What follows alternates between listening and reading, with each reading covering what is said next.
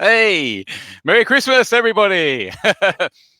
Welcome to Mr. Ant's World of Prince and our little review looking back at 2019. And I'm joined by the Night Child. Hello, he says. Hello. Sorry, I was supposed to say something at that point, wasn't I? But yeah, you know. Yeah, you're still in that Christmas stupid. Like, what's going on? The trouble is, when I'm watching this, I feel like I'm watching your video. So I'm thinking, oh.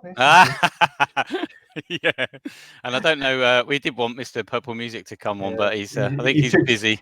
It's too expensive. It's too expensive. I mean, $5,000 for personal appearance plus a limo. That's too much. I know. That's ridiculous. I just, I think it's too much. I've just actually, before I came on, I just saw this tweet. Actually, just jumping straight in from Paisley Park about how I got really excited. And then, is it just me? I don't want to start off on a rant. I want to start with a positive point. Oh, why not? Why not? Well, I mean, this is the tweet from Alan Seffer, who was the new Paisley Park guru. Yeah. And he said, Prince built Paisley Park as a hub of creativity and to celebrate and inspire original music and art. There's no better way for us to start 2020 than showcasing the artistry, compelling performances, and cultural significance of these acclaimed concert films. And I thought, wow, what's it going to be? What's it going to be? And it's nothing to do with Prince. It's Wattstax, Amazing Grace, and Dave Chappelle's Block Party, which are apparently all things Prince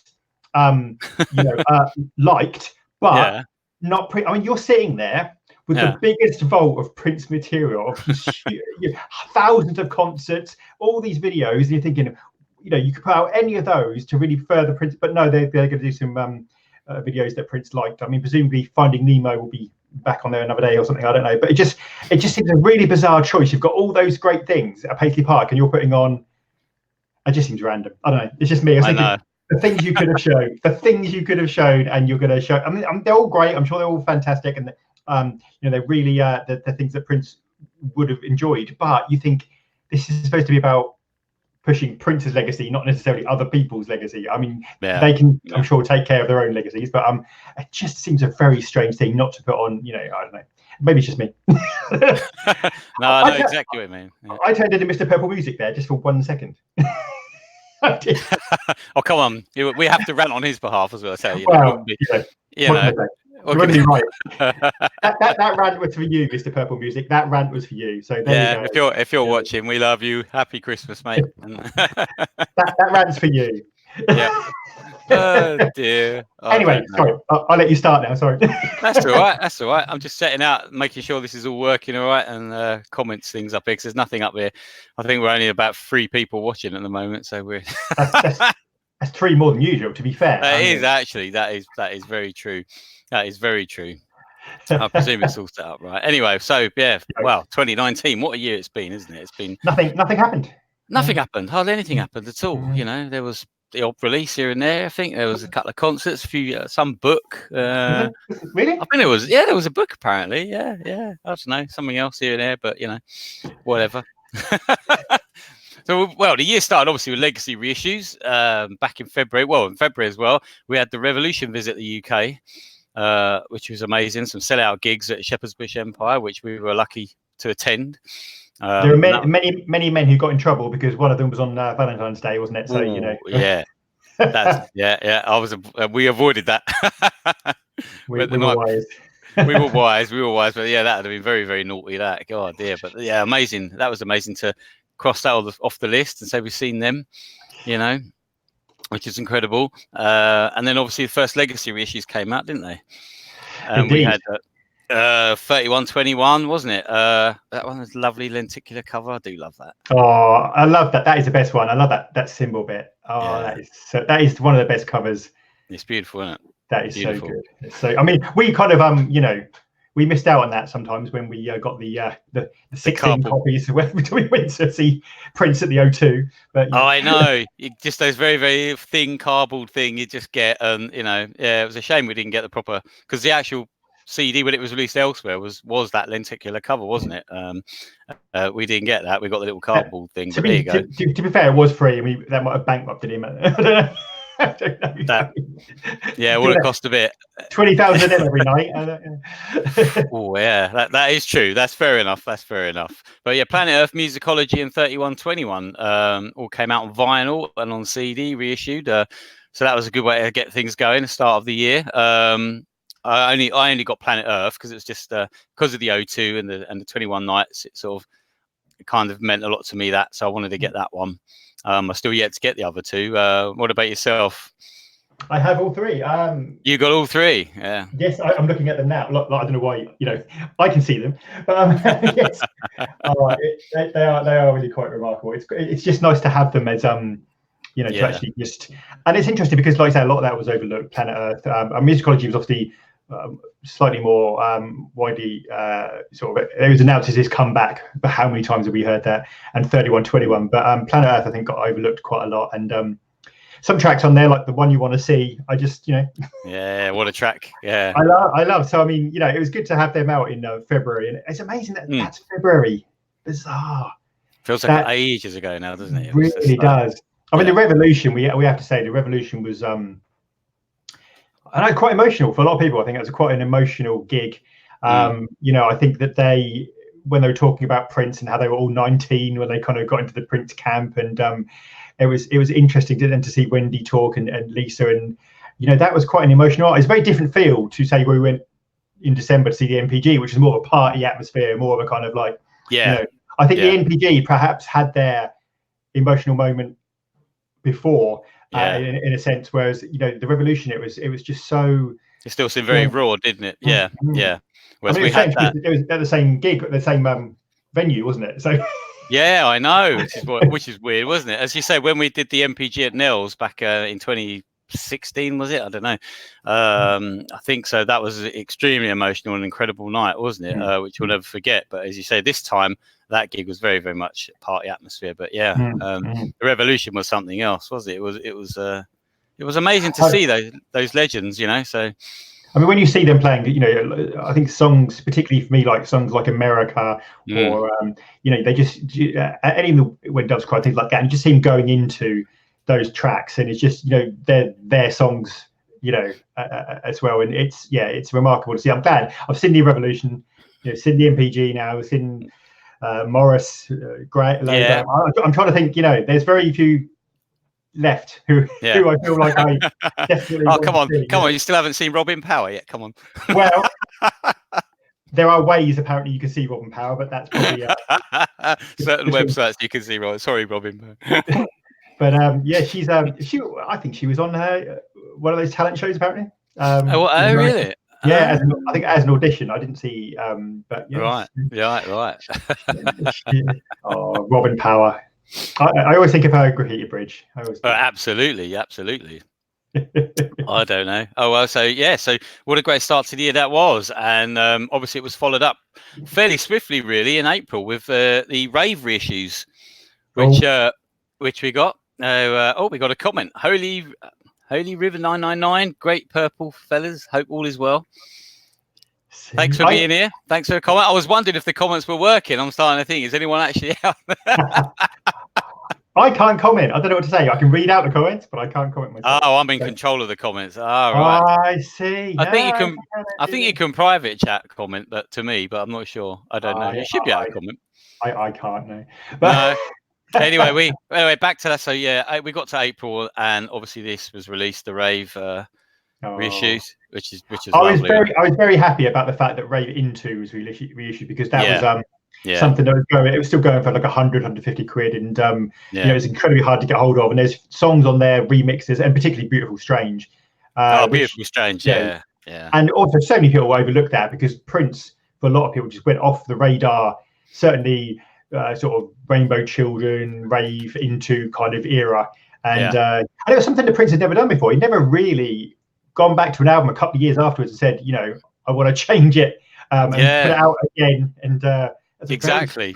It was strange. Oh, Diana Williams. Hello. Nashville in the house. Welcome to our end of year review, kind of look back. Nice to have you here.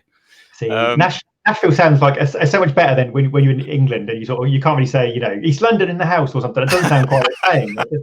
No.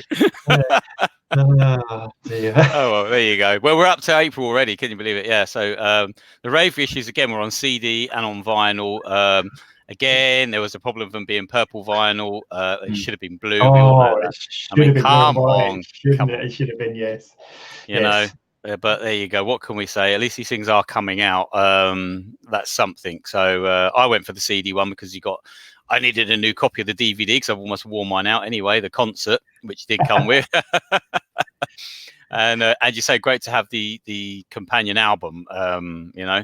And worth it. Just a Beautiful Strange. So that was great. Did you get the vinyls or just the CDs or? What did I get? I got the CD. Yes. The package where you got the obviously the whole you got the Rave until the year 2000 and and you get. I think that was it was, like I say, just for Rave into. I was happy about that, and Prince obviously put so much in today. He really wanted that to be a kind of a new, like a Santana supernatural kind of thing. So I've just seen a comment here. Sorry. From Art Collector, greetings from California. Any cloud guitar yet? Yeah, any cloud guitar? Well, we were just talking about the cloud guitar, weren't we? What? Yeah. Why isn't that comment coming up on here? I don't know, but there you go. I can see it on my YouTube, but okay. Me and Mr. Ants were just talking about the guitar, and he's there you go. Oh, here we go. Yes, the guitar is supposed to be being sent out next week, hopefully the end of next week. So within the first week or two of January, I should be receiving that. And obviously an unboxing video will be following in due course once I've convinced the wife to dress up like Apollonia to give it to me. Now we know your fantasies. What he doesn't realise yet is the guitar's only this big. Yeah. Yeah, don't. Oh, don't. Yeah. Oh dear. So yeah, I'm really looking forward to it. It's a great way to start the new year. It's going to be great. So what are you going to play? What Prince track are you going to try and play on it first? What do you think? You think I can play? Go on. I've heard you play. You can. Okay. Well, I can strum. I don't know. I don't know what I'm going to do. Really. I'll see. I don't know. We'll try to get him to do Question of You, but Oh, yeah. Question of You. That'd be nice, wouldn't it? Yeah. We'll see. But yeah, I'm looking forward to that. So that's when that's coming. But yeah, back on Rave. Yeah, we were saying So because like I say, he worked with so many people, and he really tried to get that feel of all those guest stars. I mean, some of them, a bit like Emancipation. They weren't always necessarily. Yeah, I mean, together, but, he worked with a lot of people on there, didn't he? A lot. Yeah. Oh yeah, Gwen Stefani. Sheryl Crow, wasn't there? Oh God. Who else is on there? Oh God, I'm trying to think. Undisputed's got what's on Undisputed? Oh dear, terrible. Can't remember now. I always think of Eve and the Greatest Romance. The remix. Maxi single, and yeah. But he really tried to sort of push that and promote that, and especially because a lot of the eyes were on Prince because it was 1999. Everybody was, and then there was the new Masters with Rosario and. We had Rosario and Rosie Gaines and Chuck D, was it? I can't remember. Chuck D was on there. Yeah, that was it. Yeah, so there was quite a few collaborations, as you say. It was doing that Santana thing, wasn't it? But yeah, I think it's a shame in a sense because I think there were sort of problems with the record labels, and they were sort of it's turned out again one of those situations where Prince perhaps felt it wasn't promoted the way he wanted it, and then but it's a difficult thing to say. I mean, in a sense, I'm quite glad because obviously Prince went on to do Rainbow Children, which is very critically acclaimed, and various other interesting stuff. So in a sense, sometimes when he wasn't in the full spotlight, he did some interesting stuff too. So I think there's very few artists that have that, both the kind of A-list superstar megadom and the kind of cult following of being, a respected musician. You're usually either respected or popular. Yes, not both. Yeah, so that's a great point. Yeah, very good point. Yeah. Art Collector. Can't wait to see it, lucky guy. And I have a replica of his Mad Cat. Wow. Oh man, that's nice. Come on, where's the video? We want to see it. Can you play? I'd love to see that. Yeah. Fantastic. Yeah, I can't believe all those came out this year. If you think about it, that's crazy. I mean, that's one of the things. Incredible, isn't it? Really, didn't we? Because he said it's so easy. There were so many albums which are sort of difficult to get, and that solved the Rave into and various things. I think obviously Gold Experience just needs to be sorted out. It's ridiculous how long that's going on. Oh God, It's not difficult. It's not difficult because if it's in everybody's interest to get paid. Exactly. I don't understand what the problem is. To get it out there, they'll get their little cut of it, whatever. Just but at least it's on the album, and the Gold Experience gets the reissue that it deserves. And every day they delay, two things are happening. One, they're losing sales and royalties, and B, presumably they're racking up lawyers' fees and whatever. Because you could put it in maybe in a whole box set with like Come, maybe, because there were a lot of tracks on Come that were going to be on it that jumped around. You could have the Come album and Gold Experience. They've already released Versace. You can't have that. But you can even add you could add some of the tracks that didn't quite get onto you had obviously you had Days of Wild, Interactive, and exactly. Stuff that ended up on Crystal Ball. And obviously you could put one of the live shows from maybe from Wembley, the Ultimate Live Experience. Can't be one of the most overlooked, aren't they? Oh, they were amazing shows. They really were amazing. Especially when it had at Wembley, when it had the full stage setup, because obviously they started leaving bits of it behind. Got less and less as it went. Got less and less by the end of the last show. There was literally just a bit in the middle, I think, and that was about it. But I don't know. Anyway, I'm trying to remember now. After this year, when this baby came out, Originals, was it after April? It's been quite a year. Originals, I mean, this as well. I mean, incredible. When you think about it, we have complained a lot, and with good reason. But the volume of stuff that's come out this year has been fantastic. It really has. And this is one of the best things that have been released so far. This is just fantastic. They've got into their stride, haven't they? I mean, they've really got it. It was released. We should know. Go on. We should know, but I can't remember. I bet you can name me the date it was released. No, I can't. No, but it's a trick question. What is the June the 7th, was it? See, there you go. Mastermind. You knew really. I did know, really. Yeah, there you go. So this beautiful, it's amazing. I love those things you've got there. Sorry, the tapes, the master tapes. Yeah, they were brilliant, weren't they? All the pictures. They've been doing that a lot now, haven't they, in these releases, with the pictures of the actual tapes and obviously handwritten lyrics that way, and all that kind of stuff. And there's a fantastic booklet in here as well, which is it's a really beautiful set. I really love Originals. It was a great album. Some people didn't like it, obviously. Why are we hearing other versions? Songs we already know. But then some people have been talking about, what they would put on the Originals too. So interesting. I mean, for me, it was great to finally get Love Thy Will Be Done. Obviously, we'd love to hear the MPG version of that release as well. As we know, Sunny T. But it was interesting. It was another interesting step in Prince's evolution, and how he originally, saw these songs, and how closely they were, to the ones that were released and what have you. It's still a fascinating listen, to me personally, anyway. And obviously, some of the stuff on there, it was interesting. I know Peach and Black hated this because Gigolo's Got Lonely 2 got voted the favourite or second favourite, and they really hated that. But I love his version. I'm sorry, they're gonna hate me now, but I did love that version. And obviously, Baby You're a Trip is incredible. It's just unbelievable, isn't it? That is an amazing track. I mean, it's weird because some tracks like Jungle Love were very, very played. They almost came out almost identical to how Prince kind of, other tracks. Pretty much. Yeah. Other ones are slightly different. Like obviously Manic Monday. That was really interesting hearing Manic Monday. Noon Rendezvous as well. That's a great, amazing version, isn't it? So when you go through it, you think, wow, there's some, 100 miles an hour, Holly Rock. I mean, come on. It's pretty strong stuff, isn't it? Really. Love Thy Will Be Done.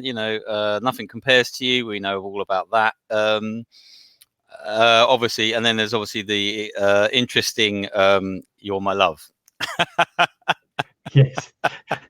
What can you really say about that, really? But interesting. Prince does easy listening, He can do it all. What can I say? He can do it all. Exactly. But I still rather listen to Prince doing that than actually, Kenny Rogers, whoever it was, or he was supposed to do it for. But there you go. I think it's very few covers that, Prince tracks that are kind of I do like the Joe Cocker, the 5 Women. I think he did a good job with 5 Women, but there are very few tracks where a cover of Prince is better than Prince. It's pretty rare, but yeah.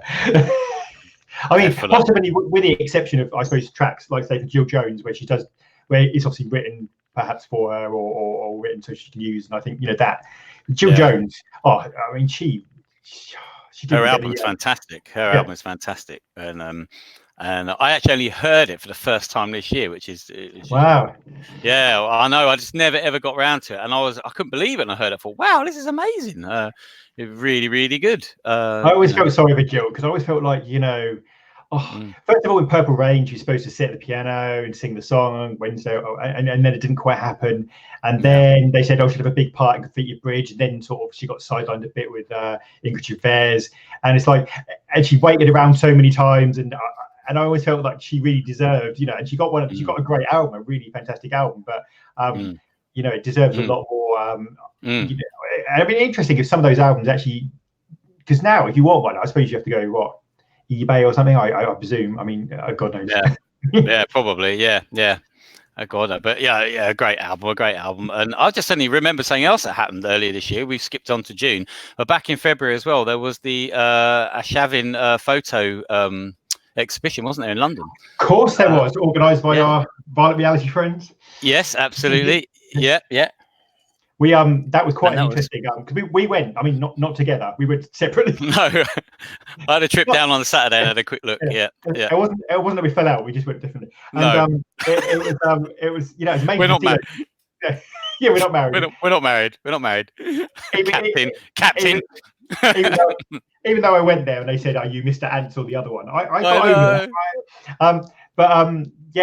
To see those photographs close up. And to hear him talk, even the times when he talked, and he was sort of, Afshin was, one night he was out and he was sort of had a few drinks, and then Prince was like, "Let's do this at 2 or 3 in the morning. Let's do this," and it just seemed like a mad. You have to put your life in storage for a year or two, and then and it's interesting. Some of the things he talked about, how Prince did a lot of charity work, and he would take photographs, but he would show Prince, but Prince would never let those photographs ever be shown to anyone else, and he would.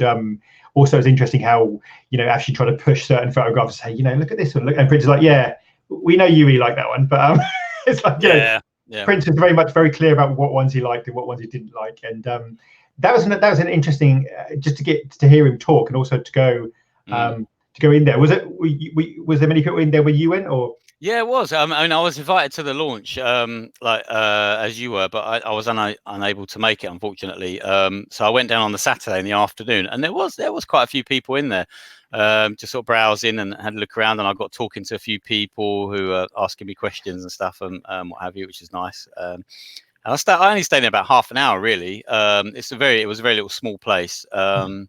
But it was great. They were amazing pictures. I'd love to have bought some, but a bit expensive. I think they were sort of one I saw about was 600. Sound about right? Something like that. Yes. I was quite happy. I got to meet Vicky from Emo Funk Rocker. She's working with Violent Reality at the moment. Do lots of articles. And she just got actually publishing on the 9 Inch Nails official website. So it's like there's lots of things coming from them, and it was really just good to see the number of people there and people sort of seeing those prints, and like I say, they were pretty amazing, and it was an interesting venue because it was sort of like it was like a bunker almost, wasn't it? It was like you also went down in this brick basement downstairs. It was a bit weird, but it was nice though. Oh, is that Vicky Waiting there, or Velvet Vicky Waiting now? Is that the Vicky Waiting who you changed your name a bit, or is it a different one? I don't know. This is the Anna Fantastic has arrived in there. What's happening, guys? What's happening is we're having a little recap of 2019 and what's been going on. Thanks for coming and joining on, and really great. What's that? Art collector, search Harley Benton TE80 Deluxe series for your own mag cap. Very affordable. Cool. Okay, let me check that out. Yeah, absolutely. You'll be known as Mr. Ants with 2 guitars. I already got 2 guitars. I'm gonna have 4 now. Oh dear. I haven't got room to put them all in. I don't know. Anyway, so we went back to February. So we had we had that happening in the gallery and the photography. So that was great. Back to June, and we had originals release. Also in June, Ingrid Chavez came to the UK. and did an extremely intimate gig at Pizza Express. I mean, that was intimate. That wasn't intimate. It was like it was like your living room almost. It was incredible, wasn't it? It was so weird because we didn't book our tickets together, but we ended up together. Yeah, we bought us totally separate, days apart, and then when we get there, we're both being put together at the very front. And I was like, I don't know how that happened or who did it, but we're literally there. You could literally just pick the instruments up with your hand, and it was incredible because she would just look at you right in the eyes, and it was incredible.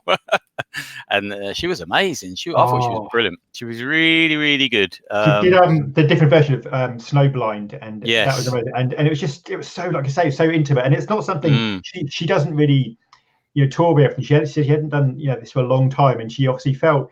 She felt nervous. She talked about it, and it's really like being with friends, really. And it was just it was a very different type of gig. It was just really intimate and really amazing. And it's interesting because Ingrid had obviously been making music long before she met with Prince, and it carries on. And it's just amazing how their worlds come together. And when you think about Ingrid Chavez, you think about obviously her work with Prince, Lenny Kravitz. Obviously, she wrote Like a My Love. Yeah, Justify My Love. What else? I like a prayer. Justify My Love with Lenny Kravitz.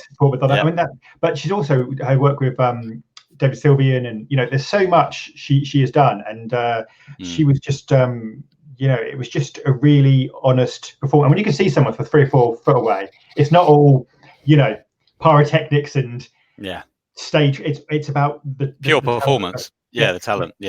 Yeah, exactly, and it shines through when someone who actually has a talent. It just shines right through, and it was amazing. And she also told some lovely little stories about Prince, didn't she, as well, which is nice. I can't remember. I remember her saying about them sitting down opposite each other, and they were I can't remember what it was. What was it? She said they were passing between each other. They were sat cross-legged on the floor, and I can't remember what it was. But was it the Dandelion? Was it? I can't remember. But because it was quite intimate. They were almost like she was saying very personal little anecdotes. He felt very at ease with it, didn't he? I think. Yeah. But it was an amazing experience, and right at the end of June that was, wasn't it? And we got to meet Rocket Pool. We did. We got to meet the lovely Rocket Pool. Yes, that was fantastic. They're amazing. I mean, what can you say? This year, I'd have been lost about Rocket Pool. All the releases, pretty much, I have got from Rocket Pool. Originals, got from them. Planet Earth, loads of them. Virtually everything has come from the Rocket Pool. I can honestly say, without Rocket Pool, I would be several £100 better off this year. Yeah, they've made seeing all their stuff. I've bought. Yeah, but if it was ever Rocket Pool, you'd be about $3,000 worse off. Exactly. I don't mean because they're not the best prices around. What I mean is just they keep putting stuff out there. And I think, that you want. Amazing. I want that. I want this, and I bought this, and I bought that. And Rocket Pool. Every time they put something up, I think, I'm going to end up buying something. So yeah, I know. Welcome to the Dawn. Happy New Year from Alabama. Hello, welcome to the Dawn, Michelle. Hey, hello, hi, Michelle. Just got taken down the Christmas tree and decorations. Oh, Scrooge! That's all right. Some people take them down on Christmas Day. I don't know. Do they? Oh, I know. You know what? You do get this weird in between period between Christmas and New Year, and you do wonder sometimes, should you keep them up? Whether I know in the UK, I don't know if it's like that worldwide. You have a tradition of 12th night. They're supposed to come down on the 12th night, which runs into the first week of January. And it is odd when you're sitting there New Year's Day and it's now a different year and you've got Christmas decorations up and you go, hey? We can tell Mr. Ant's position from his Christmas tree behind him. Oh, yeah, it's still there. Yeah, it's still. We're not taking it down. That'll be next week probably when we get the time. Oh dear. Still in that weird Christmas haze at the moment where we don't know what day of the week it is. So. I mean, we should mention if we're in June, obviously. Back to June. Yeah, sorry. I was thinking, sorry, even before then. Obviously, before then, the celebration. Of course, celebration. Oh dear, Cecil. It's too much going on. Celebration. What was that then? Did something happen? Did it? Yeah. I mean, it'll be interesting this year because obviously this year they've gone to June. They're going to hold it in there, and Peach and Black are going to be there, so that's going to be interesting. Last year, I think Reality obviously they went. They did. There was quite some emotional discussions from some members that Prince had worked with, and I don't know. I think it's an interesting decision. A lot of people prefer June. They say we should celebrate that more. I think also it's last year it was very close to Easter, wasn't it? So it's sort of there are other problems with it. Obviously, it's weird having it in April, obviously, because that was around the time of his death. But you could say that's a good thing or a bad thing, depending on how you look at it. And obviously, Minneapolis is extremely cold at that time of year. So, although on that side of it, if you're looking at tourists coming in from Europe or what have you, or other parts of the States, it's nicer to have it in the summer and nearer his birthday, I suppose. But there'll be other people that go, Prince didn't celebrate his birthday. Why have it then? You can't please everybody. So I'm not sure how the summer in Minneapolis that you have to say sort of summer in Minneapolis, because I'm still not sure how toasty that gets around. Yeah. But, you know what? Sometimes it'd be better just get the calendar, get a month, and just go bang. Right, that's when we do it. You can't win, but there you go. I have a question for Michelle. Is there any albums coming out in January or February? Got big bills to pay then. You and me both. I don't know what's scheduled actually at the moment. I haven't heard anything official. Now, I'm usually there was a leak a bit before, don't they? If there's going to be something. Yeah, I don't think there's anything due at the start of the year. There was. I can't remember what it was now. I was reading something yesterday, but it's totally gone now. There was something to do with coming up. I don't know what it is. I've forgotten. I think that obviously they're going to focus a lot on the celebration, that kind of thing. I'll be surprised if something doesn't come out maybe April, May, sort of that time just before the celebration.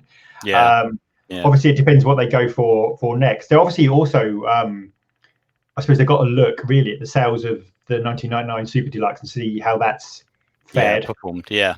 You know, where do you go after that? Do you go to Sign of the Times, because you say Sign of the Times needs perhaps the most remastering?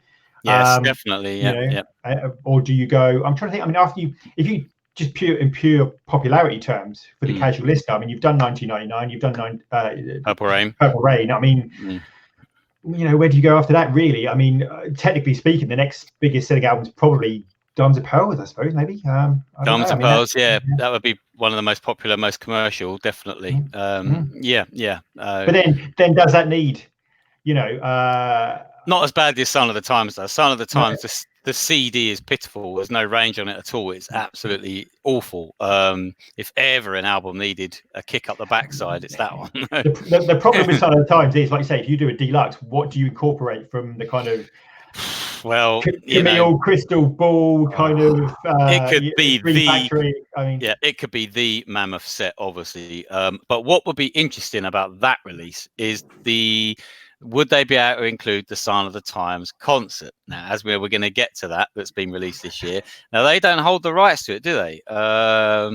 So, you know, you've got 1999 where they have included a show. You've got Purple Rain where they included that show that we've all got. And then they got this beautiful thing, which we'll get to, which was released in... we're jumping ahead. Snap. Yeah, go on. Snap. Yeah, this was... This was my early Christmas present from Mr. Purple Music. Bless him.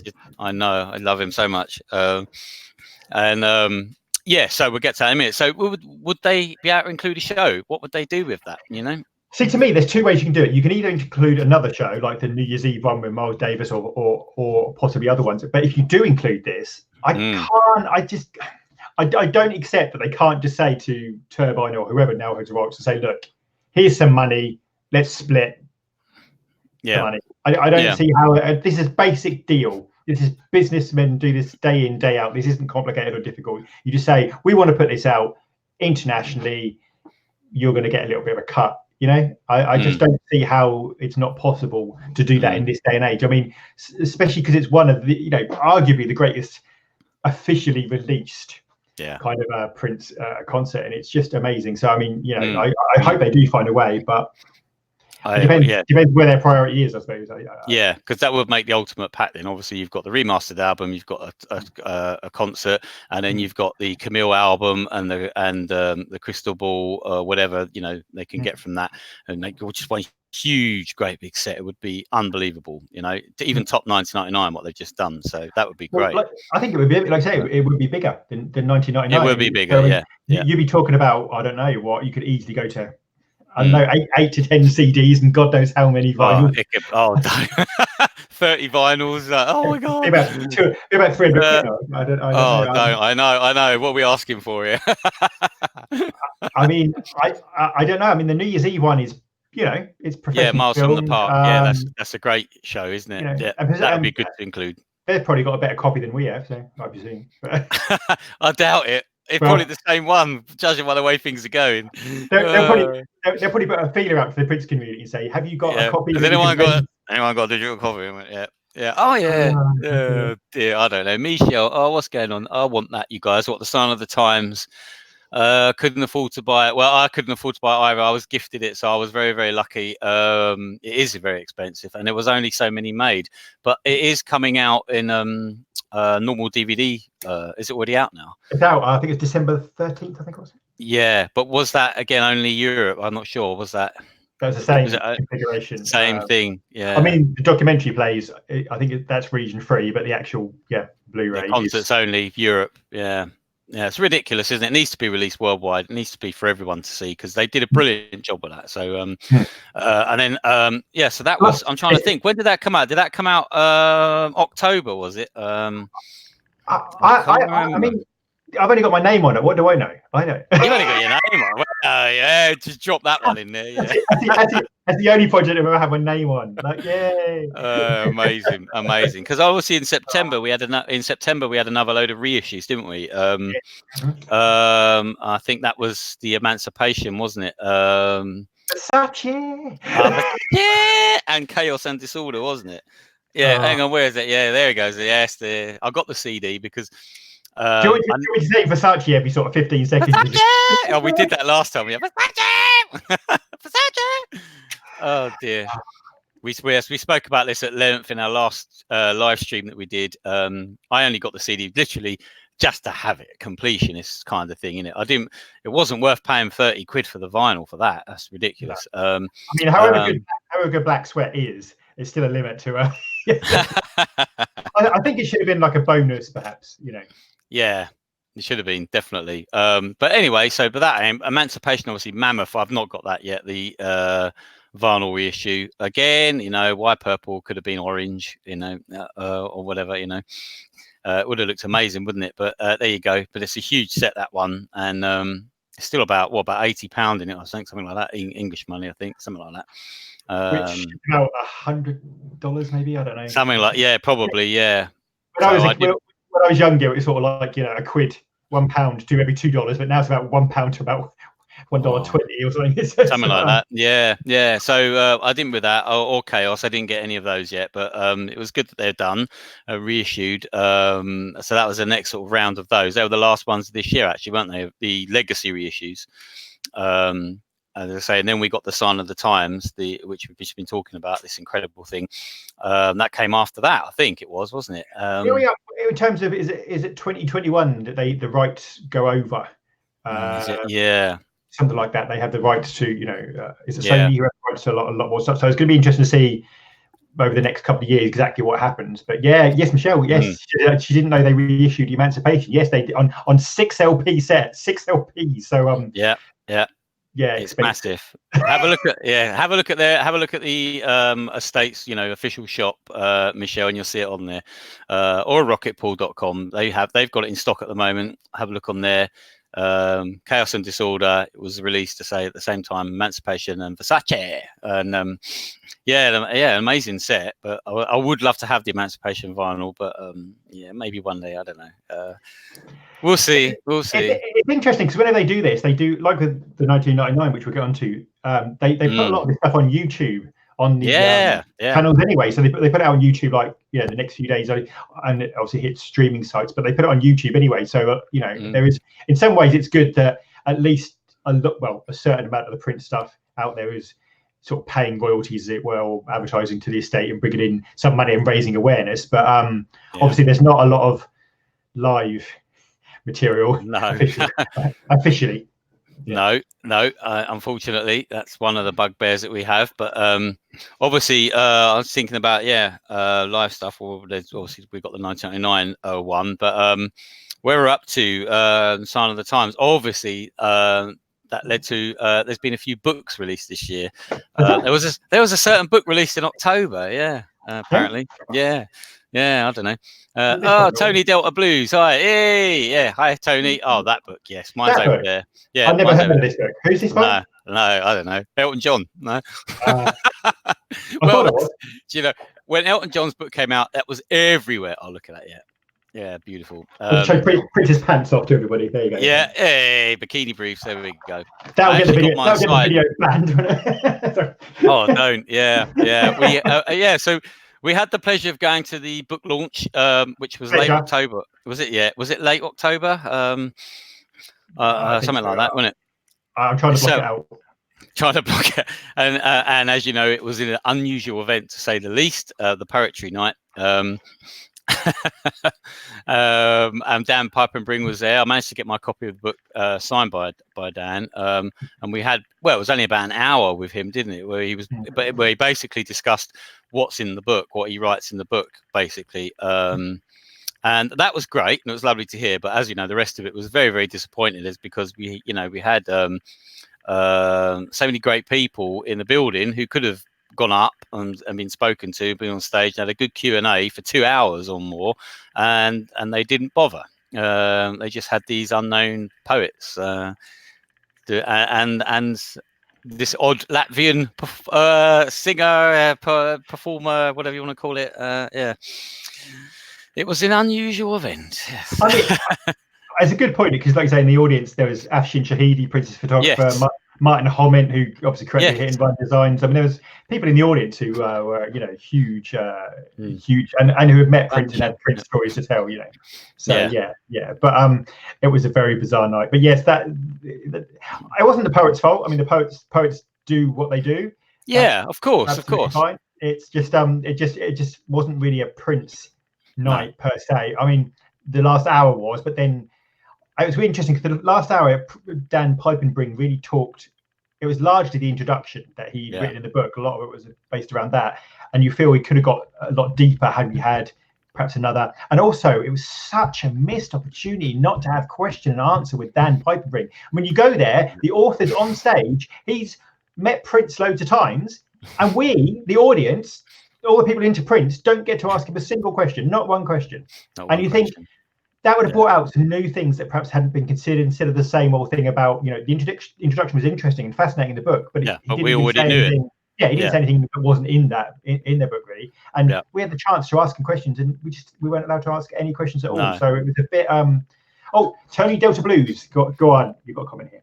Can you shout out to my wife, Meg? I'm debating whether to ask her to buy me 1999 Deluxe. It might help. Come on, Meg. Meg. Now listen. Now. This is awesome. This is the best release they've done so far. I mean, just look at the value. I mean, look at how many. And it still smells lovely. So, What I would do is I would go on the Nightchild's channel and look at some reviews he did, which nearly sort of, gave him a breakdown. And I mean, it is about having. I don't know how long you've been married, Tony, obviously, but I think this is something you deserve. I've just decided you naturally. Yeah. Come on, Meg. He needs that. He needs a Christmas present. It's still not too late, I think, I mean, this will keep Tony. Not only will it keep Tony, quiet for a long time, but you can ask for favors for months and months and months and months, all the way up until the next Prince release when they want that. But, this could be your chance for you to say, well, I did buy you the 1999 Deluxe, so I presume you're going to mow the lawn or something. So, I mean, I think that this is a good opportunity here for Meg to sort of, score some brownie points. Yeah, come on. Sort of take the lead here and, and get some favours out of it. So I think I would... 20 years. Wow. As someone who has personally nearly been married for 20 years, I would like to say that is an enormous, and I think that should absolutely be. I mean, 20 years. Yeah, I don't know if you know, but the official the official, you have like each year is sort of a certain thing, like ivory, flowers, whatever.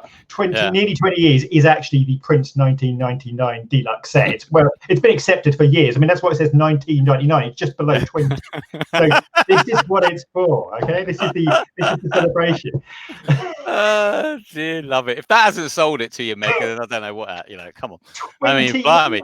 Welcome to the infomercial. I mean, 20 years ago, summers of lawns being mown. Need a new dishwasher, washing machine? Come on, 1999 deluxe. Come on.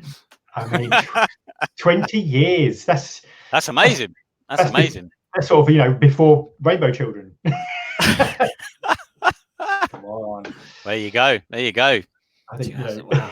I'm close to that. 2005, 15, 16, 18, 19. Yeah, blimey. When I got married, 2005, 14 years, something like that. I don't know. I like the way Tony says she's responded, but not said what she's. I thought she'd say, no, that's it. No, not having it. No, not having it. Oh, no. Buy him the 10 LP version, yeah. All right. I don't know. That's pushing it. Depends on what she wants in return, you see. So 10 LP, I think you know what. Oh no. Yeah. Property. I think that's one. Property. She's breaking. We're getting there. Come on. It really is worth it. Well, we need. I think Diana should step in here and sort of as a neutral. Diana Williams. As a mediator, as an independent source. We're not influencing anybody. I think we'll let Diana kind of say, she can put the last word. No pressure there. No pressure. Just in case you thought that men were biased, which we are. She happy but not committed. I only want the CD. The CD version is brilliant. CD version is brilliant. It's well worth it. It sounds. They've done a great job. It sounds so amazing. I honestly hear it in a different way to how I've heard it, and it's just remarkable. I mean, it really is.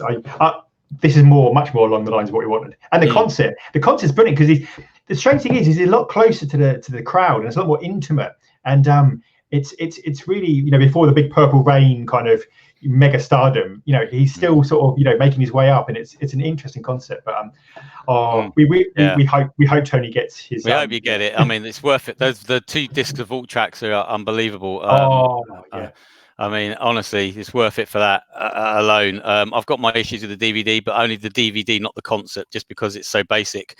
But it's his birthday in January.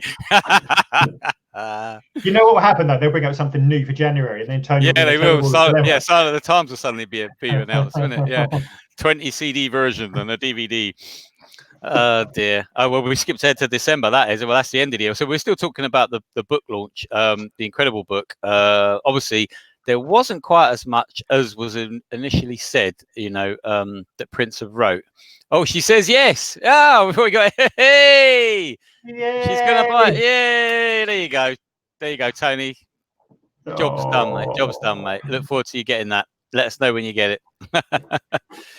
But originally they said 50 pages, didn't they? That Prince have wrote, but it wasn't that many, was it? It was more like half that almost, wasn't it? Really? About 30 odd. Was it 30? Yeah. Yeah. And he only ever really got to literally just sort of teenage years, didn't he? First album, whatever he did, he never really got to as far as we were led to believe he'd be written to. So and it's such a shame because he was being so honest and open about I just wish I'd heard. I wish I'd heard. I would love to have seen what he would have said about later years, about being married and obviously what happened and the tragedies that happened, whether he would have spoke about them, what his thoughts were now. Obviously he changed a lot.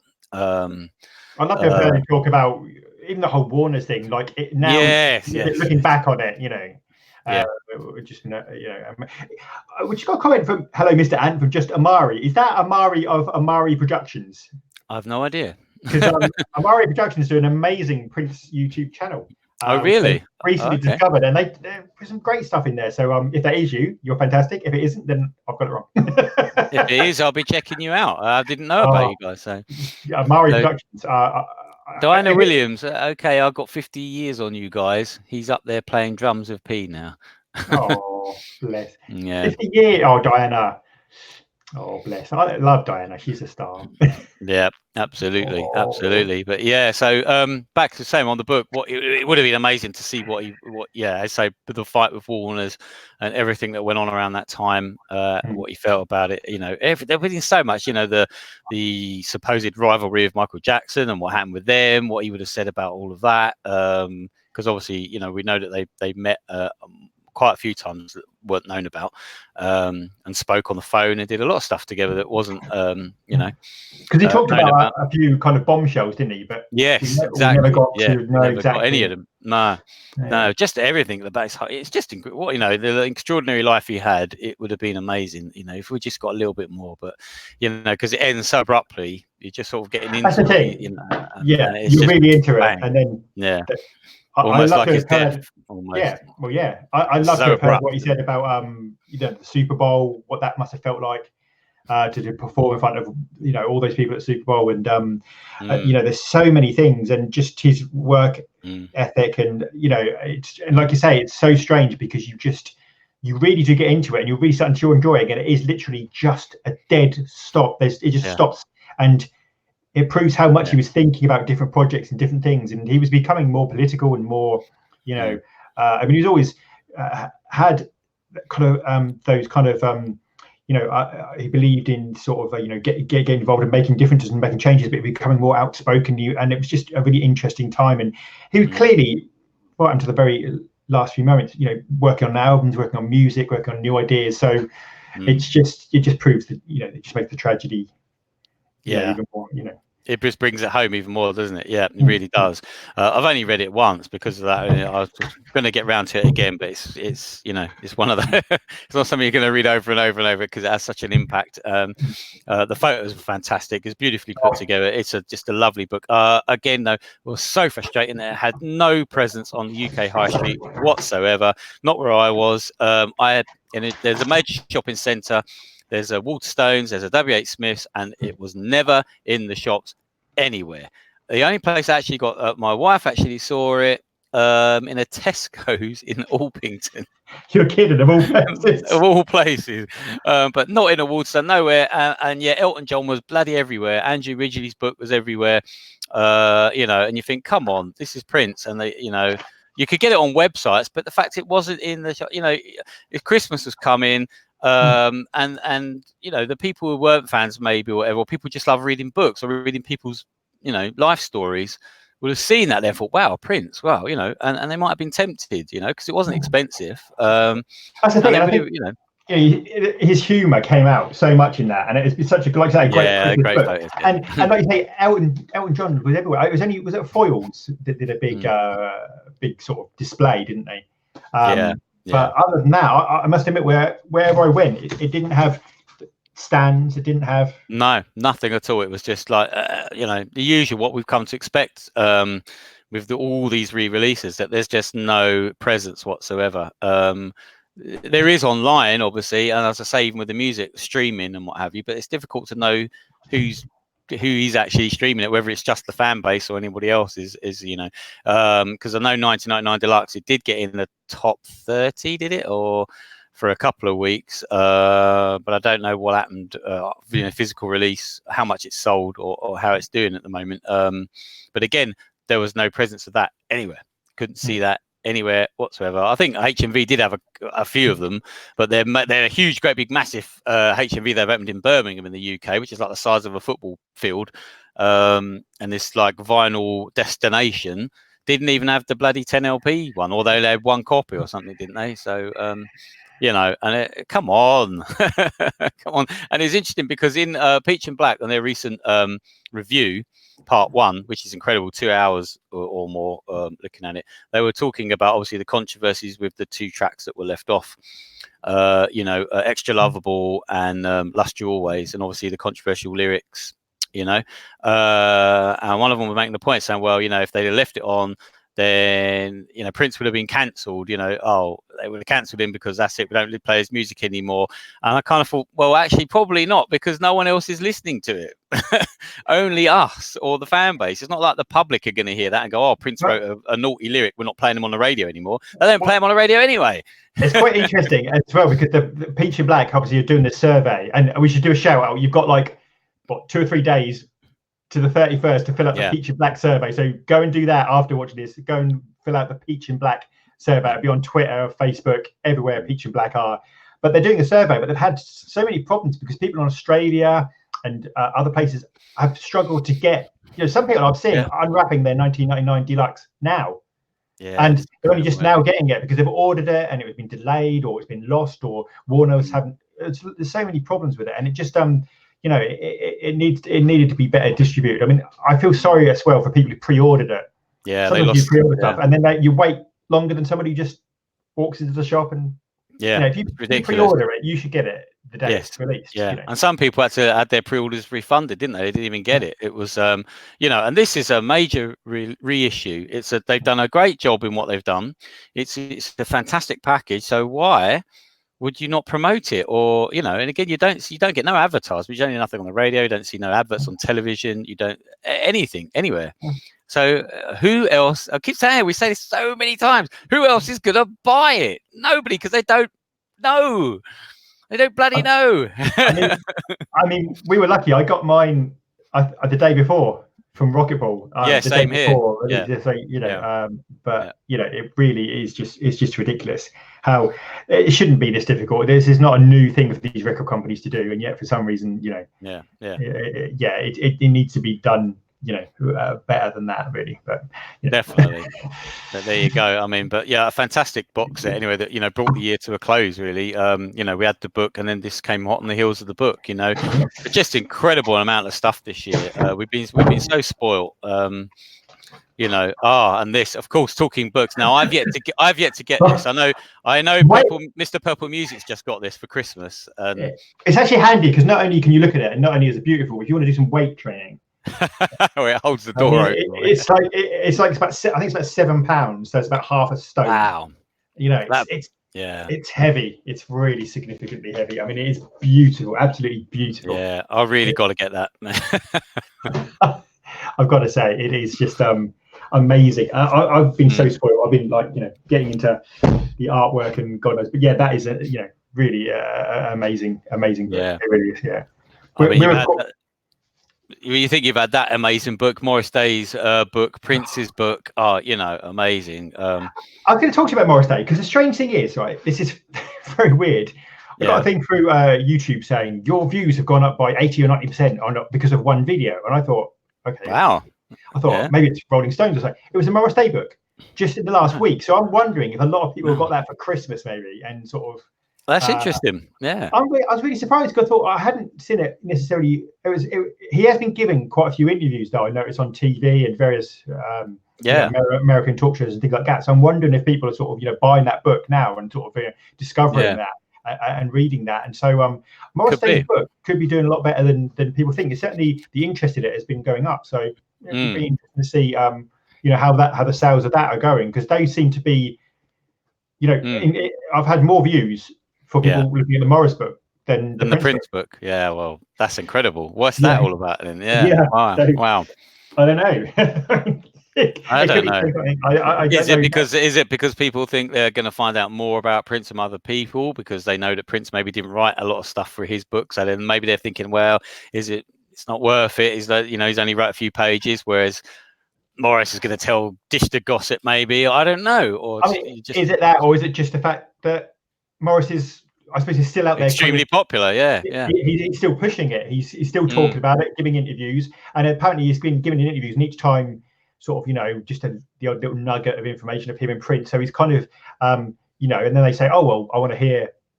Morris is quite an engaging character. So I wonder if possibly just because he's on the road pushing it. Because think about the Beautiful Ones. It was launched. Dad, Pipe and Bring. They did that thing, and that was fun. Well. I mean, the event itself. Paisley Park was good, Paisley Park was good, and he gave a number of interviews on talk shows. Yeah. But it has now settled right down. Whereas Morris is still, this week he was on a TV show, so he's still pushing it, still going away. You realise it's a longer sort of journey. So I wonder if maybe that is paying some dividends, for Christmas, possibly. I don't know. Yeah, I mean, why aren't they doing that with Prince's thing? I say it's literally like they just work hard to get a release out, they get it out, and then it disappears into the ether. Goodbye.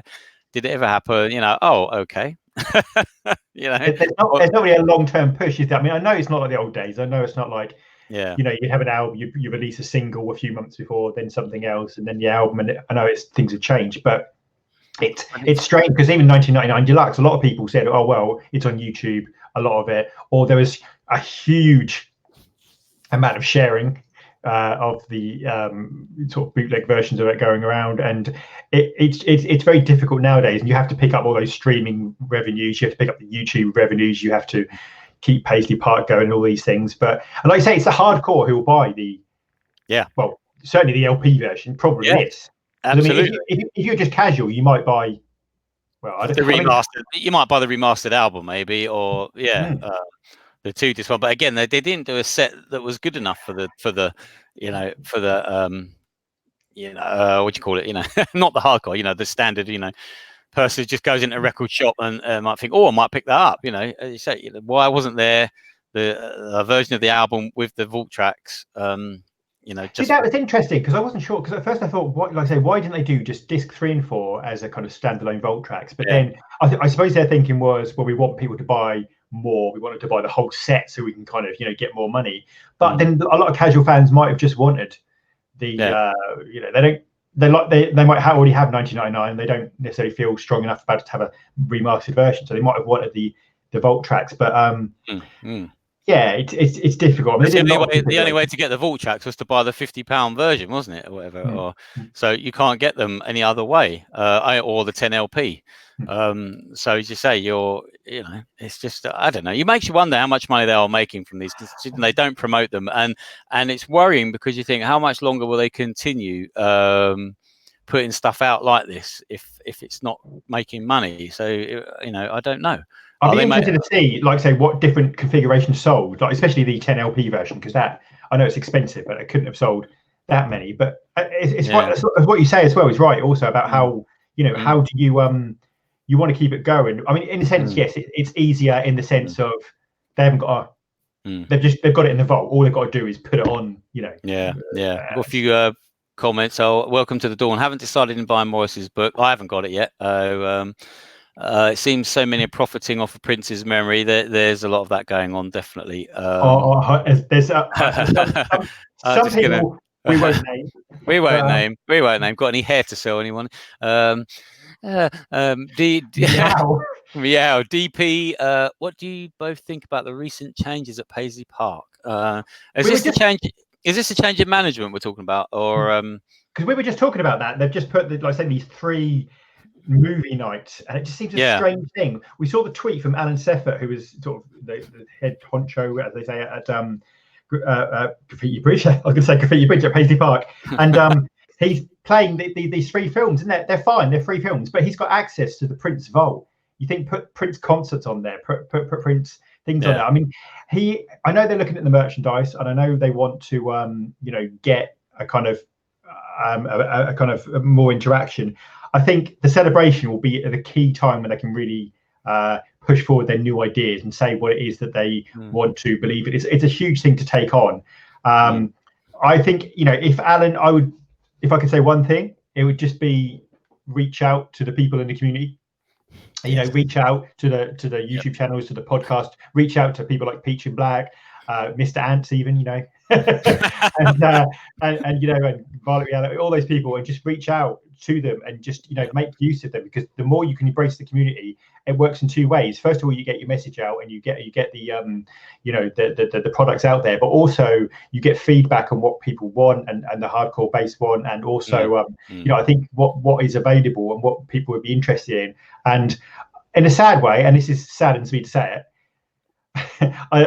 it's something Mr. Ants has mentioned before, but you can't.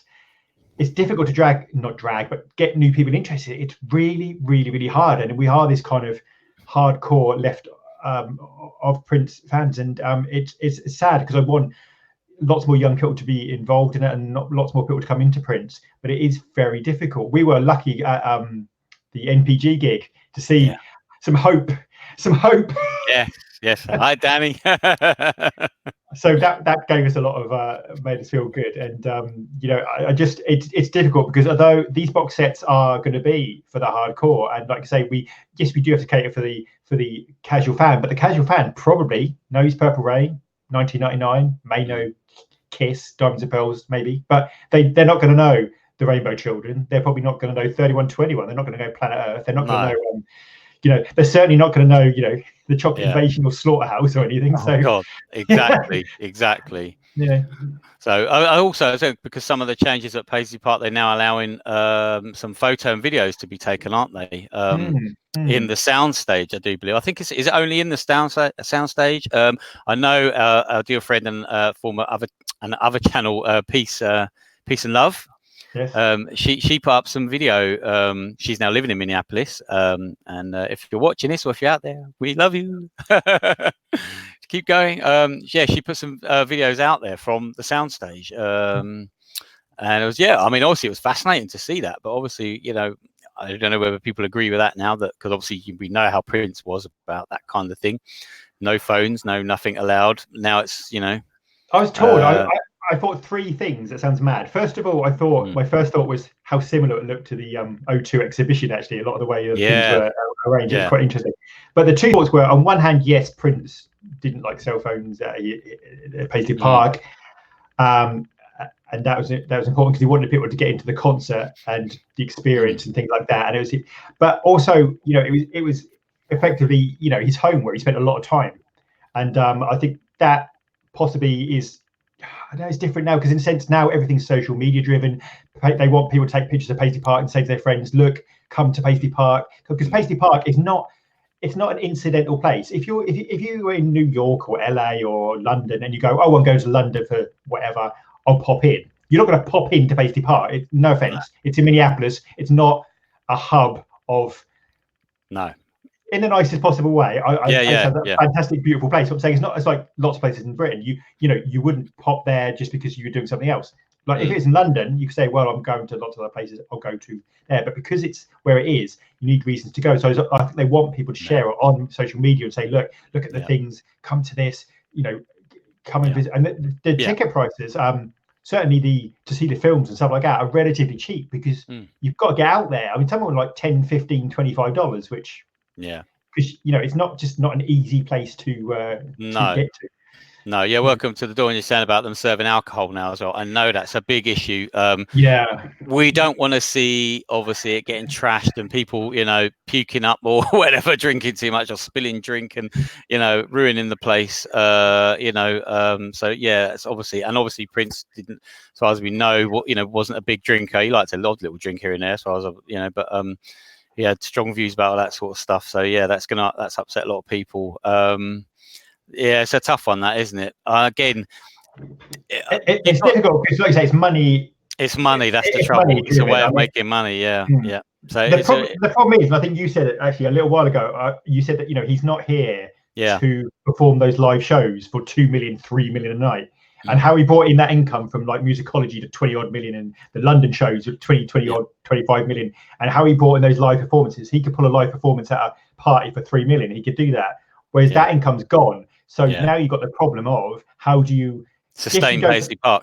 I mean, you haven't got to pay for a tour, but you've got to keep Paisley Park going. And we all know Paisley Park is not cheap. Now, in a sense, you can't do that through one particular way, because it's not in the right place to necessarily be full of people. The celebration will bring in quite a bit of money. You could use it as a recording studio, which they don't seem to do enough. Yes. And you could also, there's little revenue streams, but I mean, the running costs of Paisley Park, I imagine, are pretty steep.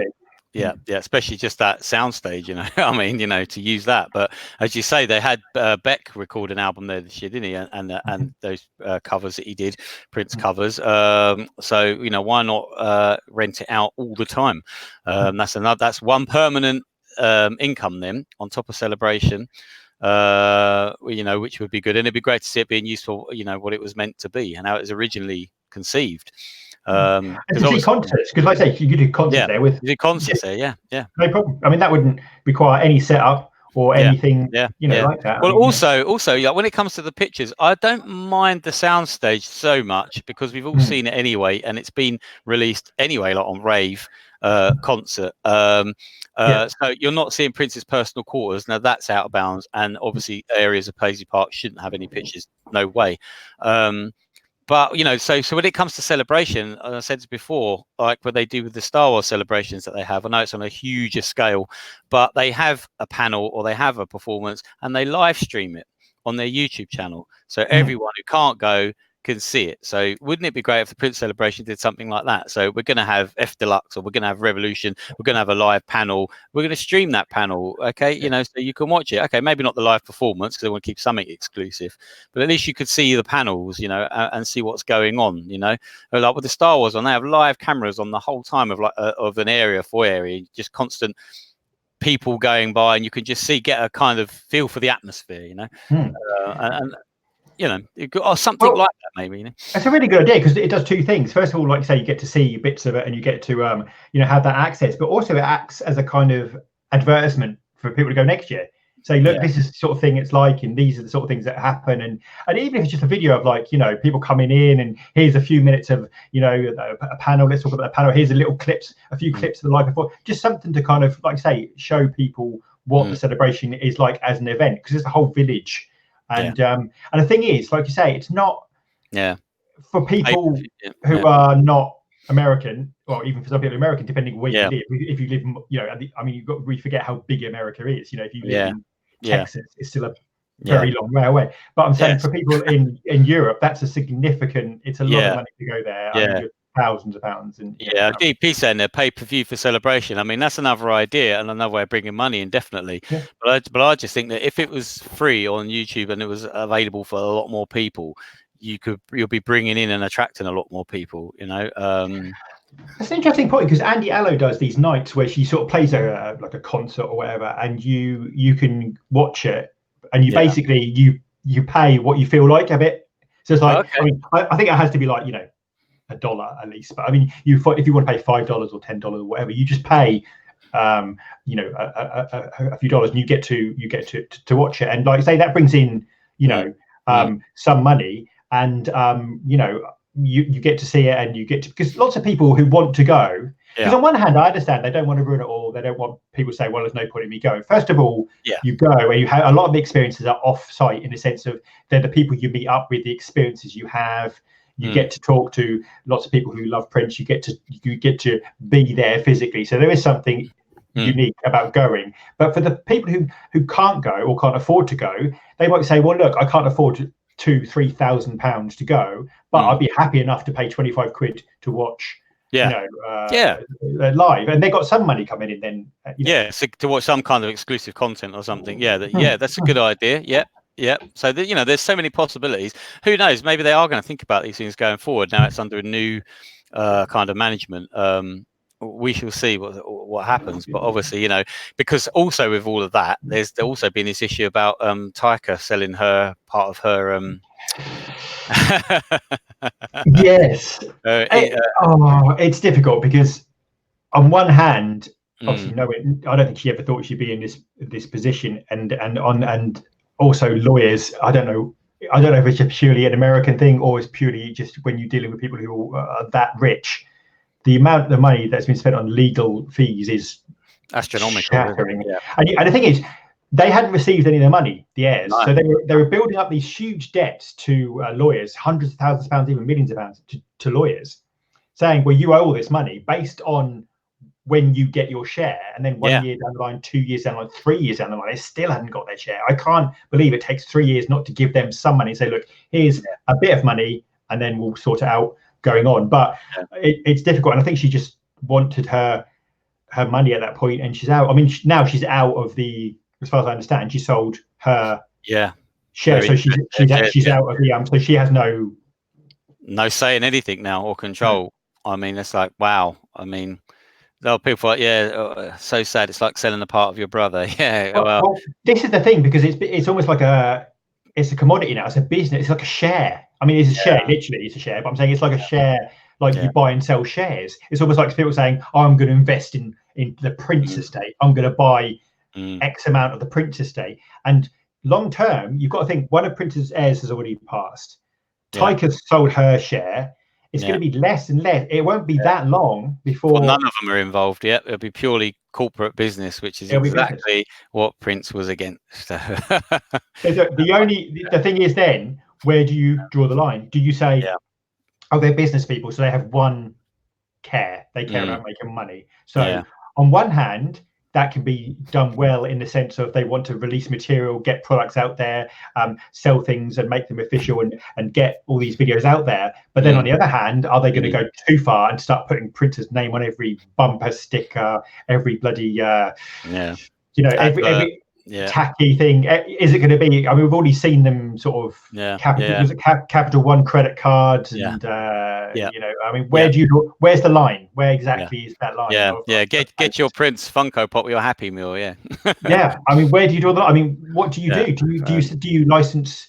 I think if you license his music for films, genuinely, I don't have a problem particularly with that. I think they did it with no, that's a good way of getting the music to other people. Because they did it with the Black Klansman, and you've also got to understand when Prince was alive, he gave his like Showgirls, he gave Pop Go to Zipper and 319, and that wasn't exactly Fellini. That wasn't like Godfather. That was like it wasn't high art. So I mean, he wasn't adverse to, and he wrote the the project I'll Do Anything, which never quite happened. So, no, it never happened. No.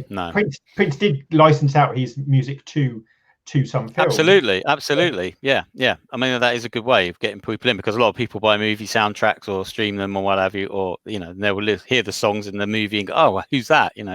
Love that song, and that's a great way of getting them in. So absolutely. I think the thing with the Taika one is just because she is the only full relative that he, But this is the thing. She is not horrible. If you say who a Princess is, she's probably the one people can name. The one. And you would think that's my brother, but obviously she's got a history of money problems and getting herself in trouble, and obviously she's got herself in a hole now with lawyers, and obviously they were chasing their money, and she's obviously made this decision to get out of it. Obviously, I mean, it's easy to sit here. I would say, I'd want to say in like his, if I was related to Prince, I'd want to say in his legacy, But it's very easy for me to say because I don't owe hundreds of thousands of dollars or millions of pounds. I mean, you've got a weird situation where your brother's passed, he was worth anywhere between $200-250 million, and you are now heavily, I mean, unimaginably, hugely in debt. What do you do? I mean, it's just it's a horrible thing where you have been left millions and you're worse off. But on the other hand, I mean, Taika had no input really or anything that Prince did anyway throughout his life, pretty much his career. So is it going to be that bigger of a miss, if you know what I mean? So it's an interesting one. We'll just have to see how it plays out, won't we? I mean, as for that, I don't know. Do you know much about the people she sold to? I don't know. The primary wave, they're kind of like I mean, it's interesting to me because you look at, say, Freddie Mercury, who left a lot of it specific to his closest friend. You've got most other legacies are largely left to there's usually people quite close to that person involved. I mean, I don't know about Michael Jackson, but was that left to his kids, I presume, or I think so. Yes, So I mean, it's interesting with Prince because there was no one. He wasn't married at the time, and I mean, it would be interesting to see if he was married. Then well, in a different world. Yes, exactly. Yeah. And obviously, without the will, made it so more complicated. But obviously, it's just that other thing where it gets more complicated now when there's other companies involved. So you've got this primary wave, and then then you've got the estate, and then you've got all these different people have got to This sounds awful. And it sounds really bad, but there was a point where I just thought, if it wasn't for Paisley Park, the building, if it actually wasn't for Paisley Park, I almost wish he'd have sort of left a will and said, you know what, this goes to charity. But the rights go to charity. So they put out the products, they put out the vault, they put out all these things, but it always goes to, just all the charities that I was involved in or held dear to my heart. Yeah. Because I think that what Tony says is exactly right. Corporate business may take control, but I'd always remember that it was Prince's music that moved me, not the corporate push. And that's the point. Prince could have, quite frankly, made a lot more money than he did. And a lot of time he chose not to make the money. He didn't, when he was doing the Rainbow Children, or when he was doing Slaughterhouse, or when he was doing, New Power Soul, it wasn't money. He could have said, if he wanted to make money, he'd have stayed in Diamonds and Pearls and said, look, I'm going to do this. Exactly. I'm going to put out 10 videos every album. And he would have stayed on that circuit of doing the album tour videos, all that stuff, which he got out of after that. And as you say, but that just showed what a true artist he was. He did what he wanted to do, and and what his vision was, what his art. He followed his art, what he wanted to do. I think that even the Purple Rain tour made him do that, because I think just that juggernaut of doing it over and over in the same songs. And, the repetition of the same thing over. That was it. That's why he said at the end he was quitting live performing, didn't he? At the end of the tour, he announced his retirement from live performing at that time.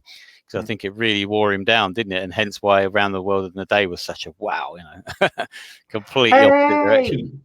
Who have we got here? Paisley Report. Paisley Report. Blimey. Hey, Paisley, we love you. Blimey. Hello. Nice to see you back. Yep. Piano and microphone. Well, we've been saying the piano and microphone shows, like I say, they should have released. I mean, we said this before. They should have released that instead of the other piano and microphone. Let's be honest. Yes, but we said before as well in another MPG rant that they kind of missed the moment. Yeah, the moment's gone. I mean, A, it was more in demand, and B, at that point in his career, he had his whole career of songs to choose from. So he played so many different songs. So. Yeah. It should have been the first release. The first release after his death should have been piano and microphone gala tour, the whole shebang, everything he did to do with that piano and microphone. He was working on it anyway.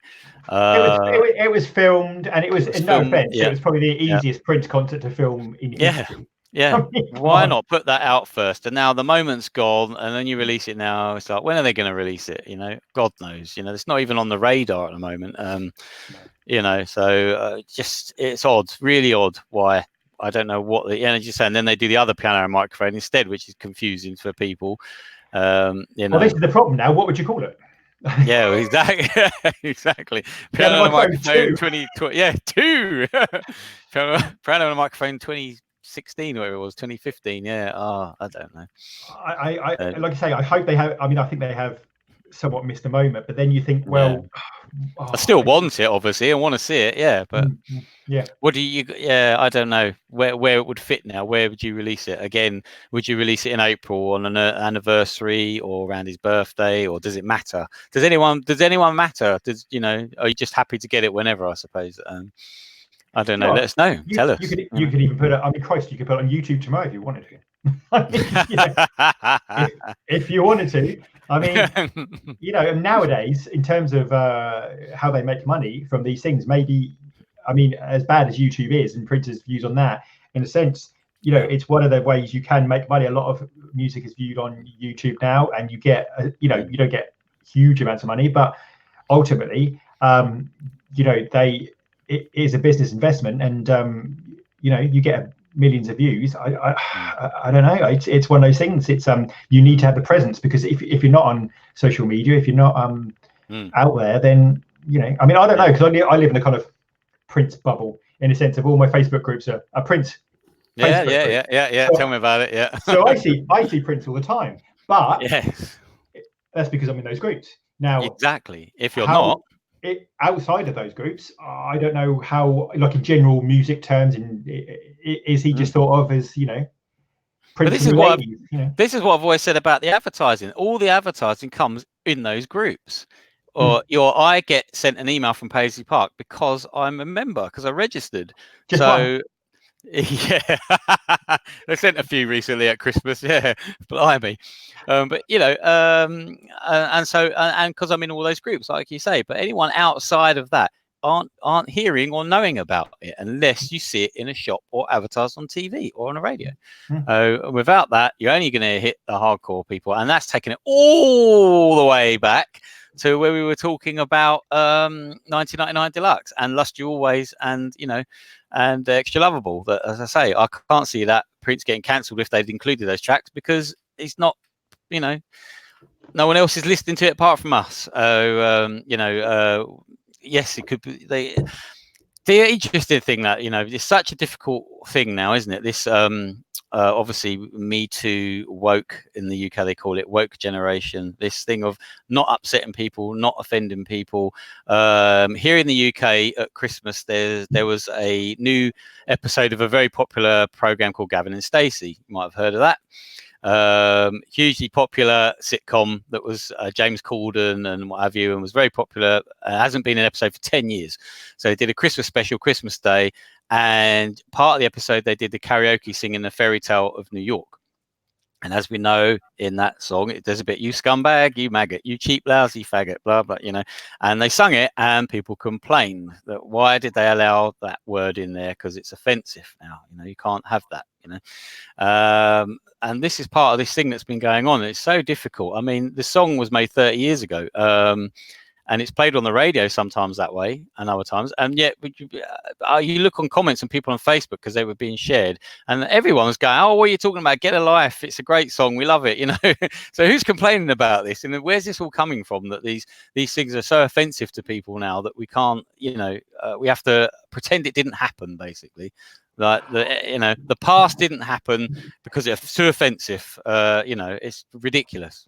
I do find it weird because I don't know. I'm weird anyway, but no. I know it's his news. I find it, it's more offensive to see, I don't know, someone, I don't know, on the street who hasn't got a house, or someone who is struggling, or some victim of war, or seeing someone assaulted, and there's so many things which we should be offended by, and in a sense, and we're not. And I think we need to. Just those things are really the truly terrible things. There are things which in the world we need to get better at, and that's the tragedy of it. And I think in a sense it's one of the biggest benefits for being in the Prince community is just the people we've met, because every time we go out, right, we meet a few people, I mean accidentally, and they're never the same people. And they're never. There's always something else. There's someone's got an amazing Prince story, or every time we go out, we meet people we've never met before, and they're from all backgrounds, all walks of life. Every some people are really rich, some people are not. Some people have loved Prince for 40 years. Some people got into him last month, and it's just we meet everybody, and the great thing about that is you see all these things, people come together and they get on. When there've been Prince meetups, I've never seen trouble. I mean, maybe I just missed the trouble. I don't know. No. Yeah. I know. It's just ridiculous. So, I believe those songs could have been released, but without a problem, really. But I mean, the only good thing you've got to see it. Them, Yeah, but you have to take it in the context of the time. That's the thing. Times have changed, and yes, some things were bad in the past, and thankfully have changed, and attitudes have changed. But you can't then just pretend it never happened or erase it. We'll talk about the Second World War and the Holocaust and what happened there. We don't try and erase that, and we teach you, because it's important. And it's good to know and to go forward, so it never happens again. Things like that. So just when you get to a lyric of a song or something, like, oh, well, that's it now, we don't play that anymore. Or we can't say that anymore. It's like Purple Rain. You could go back and know a certain scene, but then, like for me, a lot of the scenes that were problematic in Purple Rain told you about Morris's character. Say for example, things Morris did, and that says about Morris's character. I mean, the character of Morris Day as opposed to Morris Day himself. The character of Morris Day, and it tells you about Morris as a character. This tells you, just like in I don't know, American Psycho, it tells you about the character.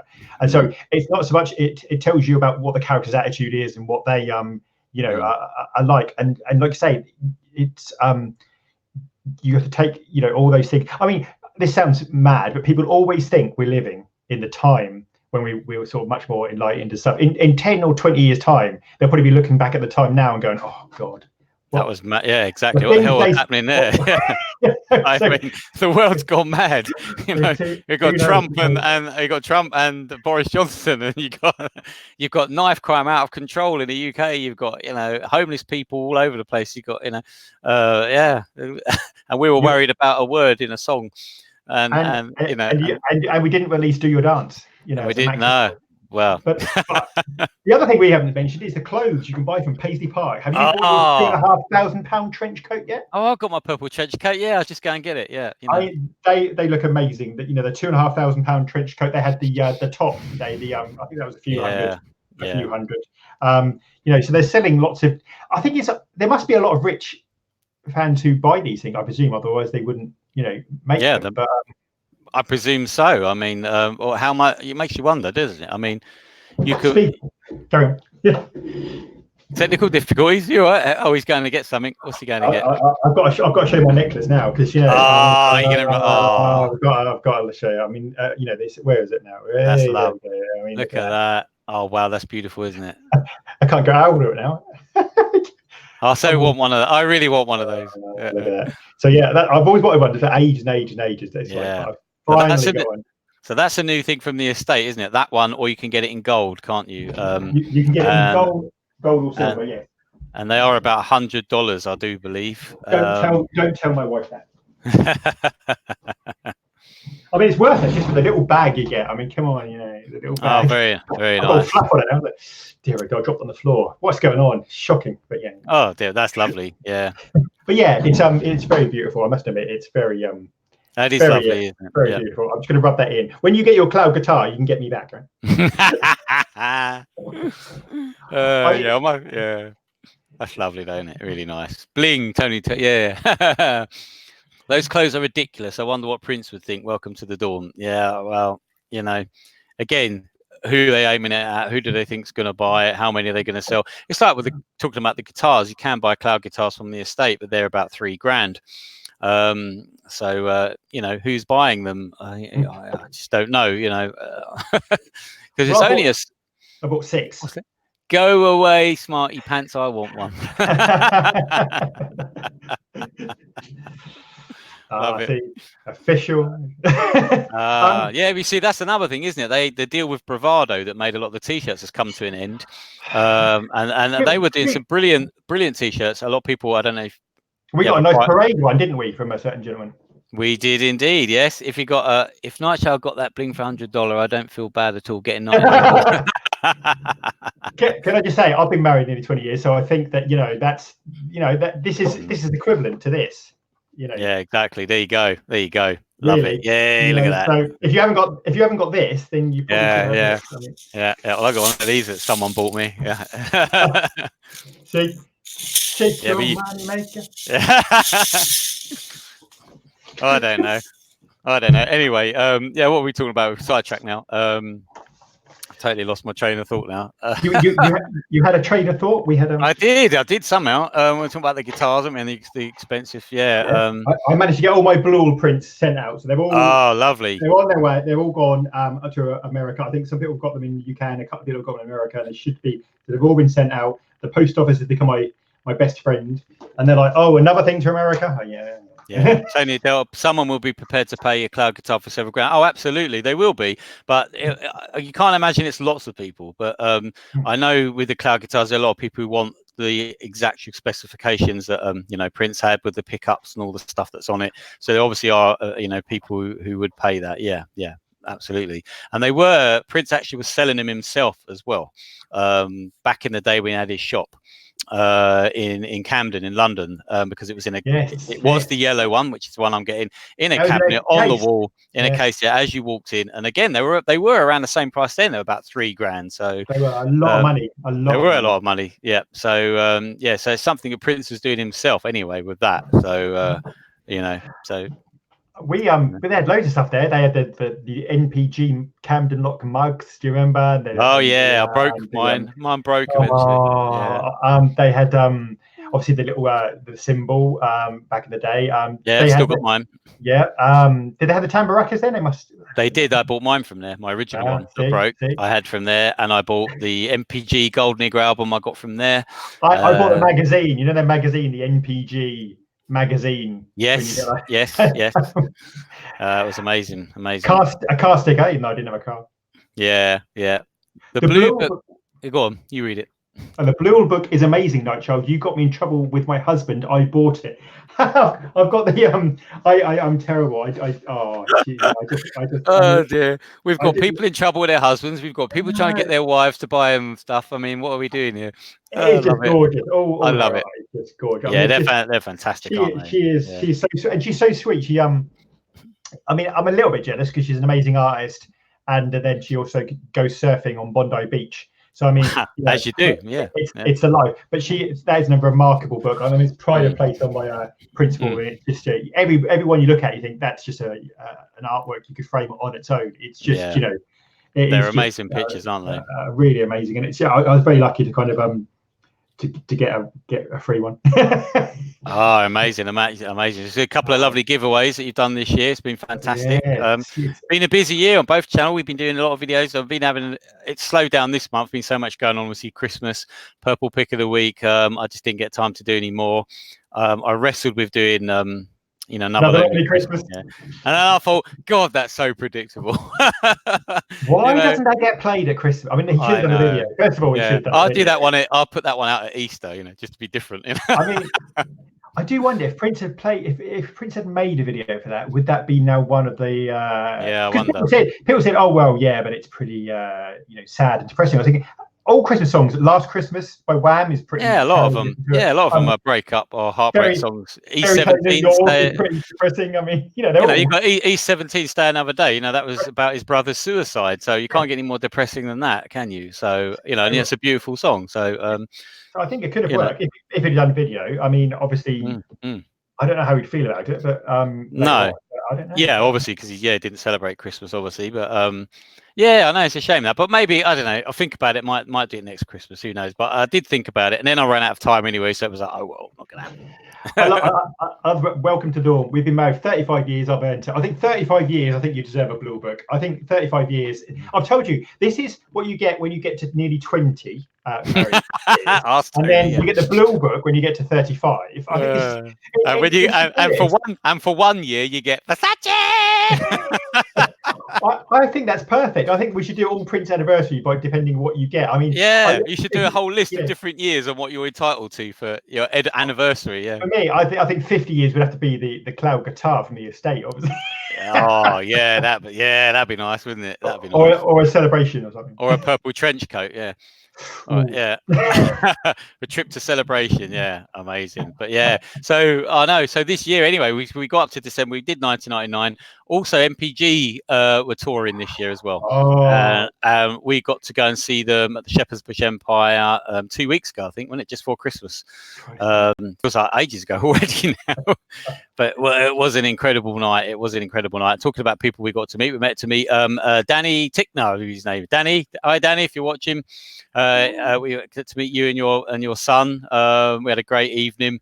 Lovely guy, lovely son, and it was a really small world because it turns out he was my brother's next door neighbour a few years ago. I was like, what the hell's that all about? Yeah, couldn't believe it. This guy, the MPG, the MPG were amazing. Really good. It was a real party atmosphere. We were a bit apprehensive about this guest vocalist, the guy from Colour Me Bad, who wasn't really in Colour Me Bad, well, not the original member, but he did Adore, which is no easy task, and he actually did it, didn't he? He did it really well. So kudos. His falsetto was really good. Yeah. Good. So I didn't know a lot about him, but he did it well. He did it very well. He did it well, yeah. And as I say, this time it was very odd. The sadness was put aside for this time. There wasn't really any emotional moments. It really was just a celebration and a party. It was interesting, wasn't it? Everyone just had a great time. Whereas even before at the Indigo last year when we saw them, they did a few tracks. Had Tommy Barbarella was there, and he was doing Venus de Milo, and that was very, very emotional on the piano, and they did Gold, and that was quite emotional. But this time it didn't. It wasn't. It was weird. I don't know why, but just from the whole night, it just was not that kind of feeling, was it? It was really, like I say, it was really uplifting. Yeah. It was perfect party atmosphere. It was just and they did, some interesting choices. They did. That's great, because other concerts recently they've done, I think, Anastasia, but even when we saw them, you know, they did Call My Name, and yes, unusual choice. They started off with Live for Love, didn't they? They did, yes. Which is wow. Very, I love yeah. that I mean, track. great So, start. Yeah, brilliant song. Yeah. So you know, it was quite good to see them. Really good to see them. You know. Yeah, and they said they dug in, didn't they, and got some deep cuts out as well, which you wouldn't have expected. Deuce and a Quarter. Deuce and a Quarter. That was it for me. That was so good. Tony M doing Deuce and a Quarter was just brilliant. You know, feeling funky fine. they were really, you know, they did really. Like I say, it was just a feel good atmosphere, and what was pleasing, it was pretty rammed, wasn't it? It was, because the tickets seemed not to be selling, but it didn't seem to, but it filled up nicely, so it was a good atmosphere. We were pretty tight. We were on the floor, weren't we? We were down on the floor, but near the sort of not literally, not literally, no. We were like in front of the stage, but you know, and it was pretty busy, wasn't it? But it was a great night and a great gig. So I presume they're still on tour. I don't know when it finishes, actually. Is it going into next year? I presume they'll be touring pretty much all the time at the moment. But if you get a chance to go and see them, it's well worth it. It's not that expensive. And it's definitely worth it. Go and see them, because they keep changing up the set list now as well, so you don't know what you're going to get, which is great. I was good, actually. I can even give you the tour dates. What we are. Go on then. Tour dates. Here we go. We're in December. Maybe not. Oh, you can't. Oh, okay. The last date seemed to have. They said it was a tour 2019 to 2020, but I can't see any 2020 dates at the moment. Right. Maybe they haven't added any yet. Yeah. Well, keep your eyes. Maybe next hopefully. year. You never know. I mean, who else is there? You know, we want Ida to come back. You know, Ida needs to come back to the UK and see us. Yeah, it's been too long. It'd be 3 years or more. I don't know why she's not come back. She's touring Europe constantly every summer. She's all over Europe, but she just doesn't seem to come to the UK, which is real shame, because she's brilliant. She's so great. It was me.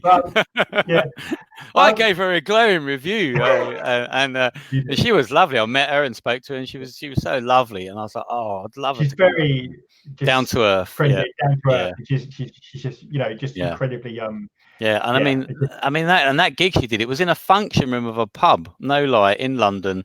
It was so intimate, it was ridiculous. It was just amazing. It really was amazing night. That band is tight. I mean, the lead guitarist, Funkbox,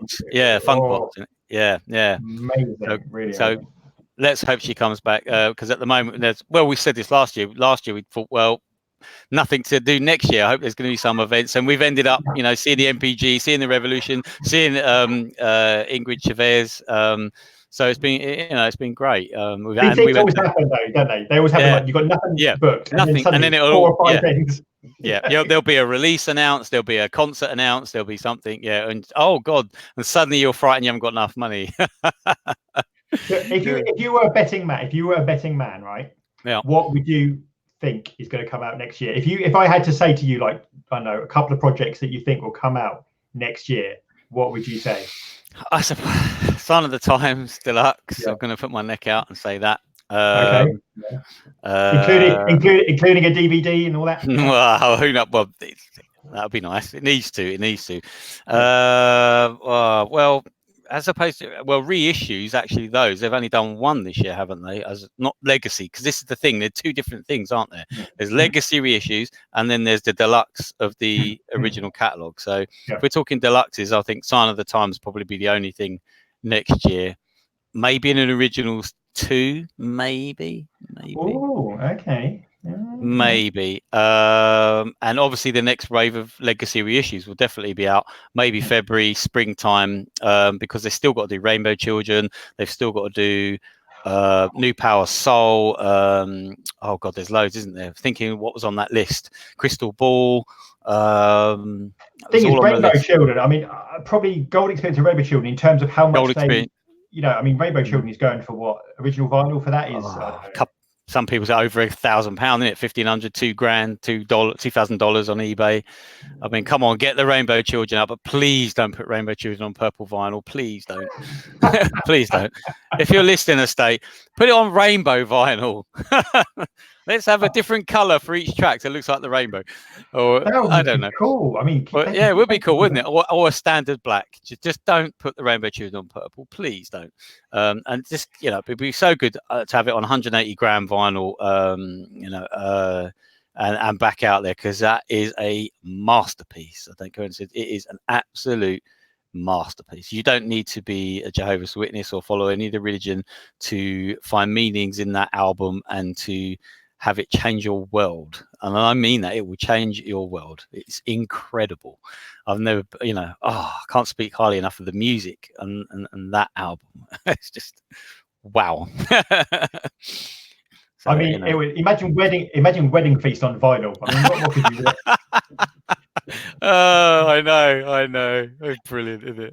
Feast of smorgasbord of bliss.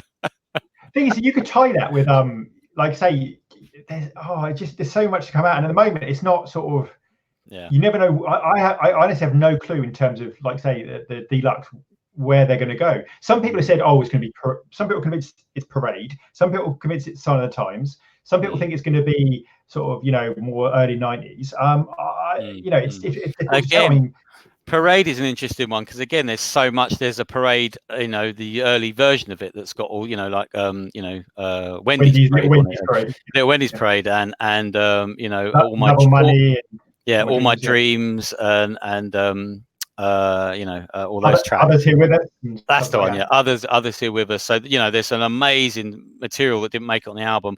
Also, there's the movie that could come out with it again, be reissued, the movie, and also the tour as well. You know, we know that there's some of those performances are recorded, so that would be an awesome package, wouldn't it? You know, you can imagine all black and white, the whole lot, everything. You know, would be. I mean, you could do something so stylistic with that, couldn't you? Yeah, yeah. And I said the tour as well, and have you know, they're professionally filmed, and you know, like I said, there's so many bits and pieces there that they could do.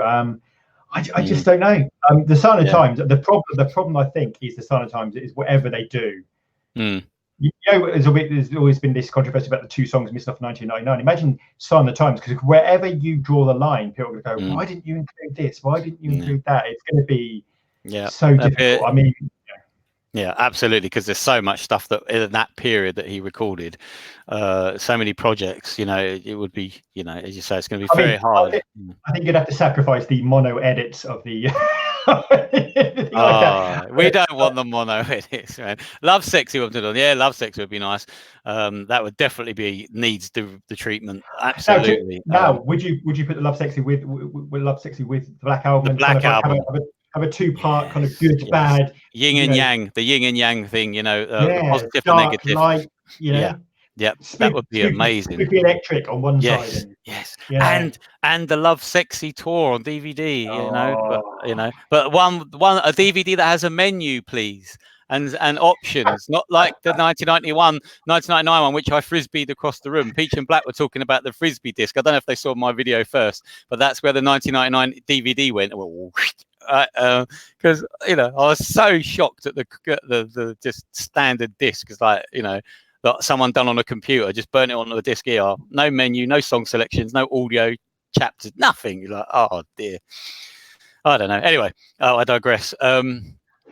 Yeah. Also next year is the 30th anniversary of Graffiti Bridge. So what about that? What about a deluxe of Graffiti Bridge? Is that something people will want? Again, you could include the movie, you could have the album, you could have all the you know, outtakes of the songs that didn't make it on there. There are alternate versions, as we know, going right back to the early 80s, as we've just heard with are you going to include Pandemonium though? Well, in Pandemonium, exactly. Yeah, because there's, you know, some of the couple of the Time songs were done earlier on as which one was it? Where it's that trying to think which one. Latest Fashion, isn't it? Is a different song, 2 different songs, isn't it? Yeah. Well, because they filmed the Graffiti Bridge, they obviously filmed Can't Stop This Feeling I Got, didn't they? They did a another scene with the hangman scene. Yeah, with Ingrid Chavez. I mean, there's lots of, there are outtakes from that. And also, if you whacked in a kind of new tour DVD, I wouldn't complain. I wouldn't complain. Exactly. It's never had an official release. There's the Tokyo one's out there, obviously, which everyone's got or seen, which is great. But I really hate it because Bambi, which is an amazing performance, they put that horrible effect on the lead guitar bit where it's all sort of, you can't see what he's doing. There's all these weird 1980s. The blurry. Yeah, the blurry. Yeah. These all these like 1980s BBC One Doctor Who effects that suddenly stack on it, and it's like really annoying. Just when you want to see him shred, they go and do that. It's like, oh, please. The thing is, if you see the the question of you bit where he does the question of you and Electric Man, it's just amazing. Yeah. I mean, to have that out there would be fantastic. Yeah. Oh, my friends call me Prince. It's my first tour, so I'm a bit biased. Oh, well, there you go. There you go. So, but again, they've missed every anniversary so far, so don't expect it. They missed Batman. They didn't bother with that. So, I don't expect they'll bother with Graffiti Bridge anniversary package. I think all the focus will be in the 10 years of 2010, surely. Surely that's the way to go. 2010's in part of the legacy reissues, isn't it? I think, and maybe that'll be out. Yeah, maybe that'll be part of it. I think because the reissues go up to that one, don't they? Because Hit and 1 and 2, Artificial Age, Plectrum Electrum aren't included in the legacy reissues, are they? They're different. They're Warner's, I think. Yeah. So it goes up to 2010. That's the last one. So yeah. Well, we've got Love for One Another, 1999. Mr. Oh, where's it? I sent you both a picture on Twitter of my fireplace, and I got the symbol under the hearth. It will be etched in the tile soon. You have to check that. Yeah, well, have a look at that. Thank you. We'll check that out. Hope 2020 comes great for Prince. Hope we get more info about him soon. Thank you for that. Yeah, well, let's hope so. Welcome to the dawn. Yes, Yin and Yang, fabulous. Diana Williams, the letter on the documentary. Yep, finally. We shall see. I think it's interesting because although the talk is about celebration, there's going to be something coming out before then. Oh, hi, yeah. Sorry. Hi, Jean. She's just commented. Jean Locke. Hi. She was totally agree with you on Rainbow Children. It's fantastic. Yeah. Sorry. Carry on. I'm convinced there can be something at sort of March, April. I've got no real evidence, but I'm convinced there's going to be something, coming out at that point. I'd be very surprised. And they're really ramping up. If you think, like, say, what we had this year compared to what we had the year before. Yeah. We're talking about a lot. I still think the tours, we need more DVDs and things like that. I think we need more live performance. There are lots of tours which need to be out there. Like I said, we've always said the O2 shows need to be out there. The Hit and Run 2014 shows need to be out there. Obviously, Montreux is why on earth. Wow. Do you know what, even if they don't want to bother Montreux, put it on the official YouTube channel. And do you know what? While you're on the official YouTube channel, you could always put Purple Rain. I mean, if you're feeling like it. Well, I mean, some other channels got it on theirs with like gazillion billion 60 million views or something. I mean, which all those views that could have been on the official channel. It's not just the money. I mean, it's about 9 or 50 or something ridiculous. Like 50 million people. Makes you wonder, right? Who is there wherever they decide, and who's going through it all and makes the decision what to put up next? Because the last ones they put up were like the after show, Café de Paris. And I know great or whatever that was. It's not that iconic and not that wow. I'm not going to make people go, oh wow, Prince is amazing. Whereas you put on Montreux. And if you go back Montreux, 2013 is it? The 3 shows. There's the one where he, all 3 shows show him in the band leader, the guitarist, and they are incredible. They're incredible, and just why are they? And they're ready. They're professional. They're high definition. They're incredible. Why don't they do that? I mean, and that would really, really ramp it up and show people, what he's all about. But no, they go through it. Why do they think, oh, that's worth putting up before that? Yeah, I just don't get it. Yeah, you could get that DVD out, or even like I said, not for hardly anything. There's not a huge cost in that. And but even the Purple Rain thing doesn't make any sense to me because yes, I think loads of people are claiming the money, and like I said, I don't know how 15 people are claiming rights to that song, but even then put it on the official channel because then they see that and then you've got them on the channel, you can push other stuff, and it is just a very strange situation. But the live legacy is the thing that's really worrying me, that there's so many tours. Do you know what, even big like parade, like say having an official out there DVD, for that, and Love Sexy needs to be pushed out, more. So I mean, Diamonds and Pearls. I mean, yes, we've got the VHS, but there's clips, but the whole concert, or Act One, or the Golden. All those exist. All those exist, and they all exist in bootleg forms as well. Especially Earl's Court shows of Diamonds and Pearls. They've been cleaned up by people and circulating for a long time. And we're not even talking about the Love for One Another tours, or the charity tours, or the kind of One Night. We're talking about even the more prominent tours, let alone Yeah, exactly. All the other ones that he did. There's tours where he just toured America only for quite a few years that we didn't have over here. So it's endless. There's so many. He was always on tour. Well, even you, I mean, with One Night Alone, how amazing that was. And so to have that out on, I mean, because like I say, we sort of even the video that came out with that, it was sort of very chopped up and missed out lots of bits. The Las Vegas thing is very just I mean, it's great to see some of it, but the whole show would have been brilliant, and the quality on that DVD is not very good either, is it? The image is pretty grainy and pretty rubbish. A proper full show of that tour would be amazing. I mean, Love for One Another. She said, he says, I don't know, he or she, I didn't say really. Welcome to America tour, the 2012 live concerts. I was front row, and that one is ready to go. I saw his cameraman, and that's the really important point from Love for One Another, because these we certainly in London we saw these shows were filmed. Same thing, they're all filmed. And the 2014 shows were filmed. We saw the cameraman. He was going up and down. Right, I mean, he was like 2 foot away from print. But second of all, his concerts in the round, other than Love Sexy, if you think about like I say, the O2 shows, the 2012 America shows, even to an extent, the Musicology, although it has been a bit, it hasn't been officially, it's been released, but not released kind of as an official standalone. That's ready to go. That everything was filmed and in high quality. It was there. So there's no issue at all. I just don't know what they're waiting for. Especially as Musicology's already been reissued, and they didn't bother to put the concert with that. You say the opening night has been going around for a long time. It's a good quality picture. There's more than one show going around of that as well. And you put out the Montreux or the London O2 just before Christmas. It would be amazing, wouldn't it? I mean, come on.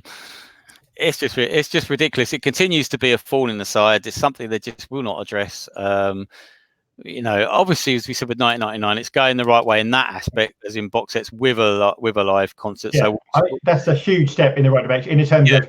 I mean, this is. I think almost everyone has said this is. Better than the Purple Rain one, actually. It is much better, especially the way it's done. The Purple Rain one's very flimsy, opens out, and this has got a nice box. It's all stored in, and which is great. So, welcome to the dawn. Gotta go. Thank you both for making 2019 brighter. Oh, happy New Year! Can't wait for 2020. You have a great 2020. Welcome to the dawn, and welcome to the dawn of 2020. Yeah, happy New Year to you, and thank you for your support. Thank you so much. We'll ramp it up in January. Start to get back into the mindset. I've had a break. Start thinking about what videos I can come up with and what have you. Bring back Purple Pick of the Week in January as well. So if anybody wants to quickly suggest a Purple Pick of the Week, just to get kind of last January I did actually open it up to the subscribers, and they all picked. There were 4 picks in January that I did, so I might do that again at some point because that was great fun. So I can't believe that's a year ago. That's frightening. Where years gone by, it's just like that. It's just been incredible. So much stuff happened. What a great year 2019. Diana Williams want all the live shows. Yes, we do. Yes, we do. But as I say, in good quality. DVDs, please. Even Blu-rays. I don't know why not Blu-rays. They just don't seem to want to do Blu-rays, do they? Not everyone. I don't know. You would think more people got Blu-ray player by now, considering they're already on to 4K now. I don't know, but they don't give you the option. I mean, you can get the movies on Blu-ray, I think, can't you? Purple Rain and what have you. But none of the tours are on Blu-ray. So no, I suppose that would have made it difficult with this release. What do? Do you do a Blu-ray or a DVD? More people, I suppose, have got a Blu-ray will play a DVD, won't it? So. I suppose it's easier to do it that way. I don't know, but go on. it's frustrating because some of the quality we know from the clips of Chaos and Disorder we've seen from 2014, some of the quality there is it's amazing. Yeah, perfect, really amazing. So, as you say, there's no issue. There's no issue. They could be on YouTube. They could be on DVDs. They could be released. So who knows? Is there grand? That's what we always says. Anyway, if there's a grand scheme of something, like some plan that they've always known about, that this is what we're going to do, why can't you just sort of let us in on it a little bit, so we know what to expect, or we know what's going to happen? You know. I mean, it's nice to be surprised. I mean, like with the "I Feel for You" track that came out that just for, when was that? November. Was it? yes. That limited edition vinyl. That was a surprise. It was amazing, the guitar on that. Wow. I've also got to give a shout out to Spencer Derry. He sent me some very nice Prince artwork. Oh wow, look at that. Yeah, wow.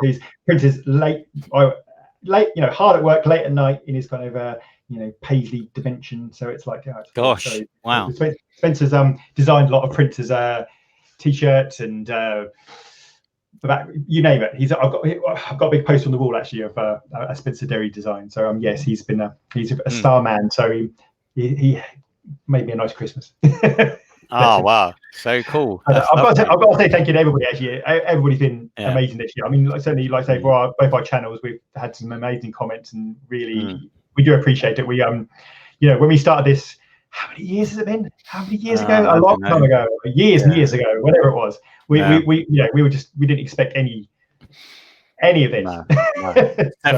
Definitely not. I was just literally getting up there and speaking about Prince, basically, and getting it out there. I saw what you were doing, and that inspired me to have a go.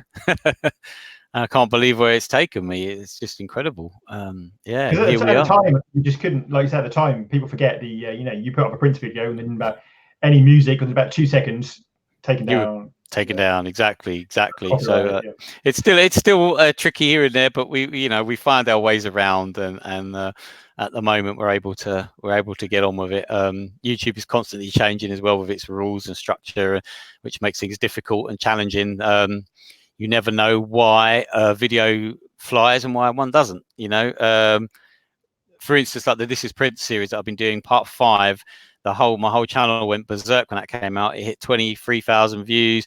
Everything went through the roof of the channel, everything. But yet part 6 has come out. It's had almost 2,000 views, but nowhere near has had the same impact. So why? Who knows? It's just funny how it works. You never know. Yeah.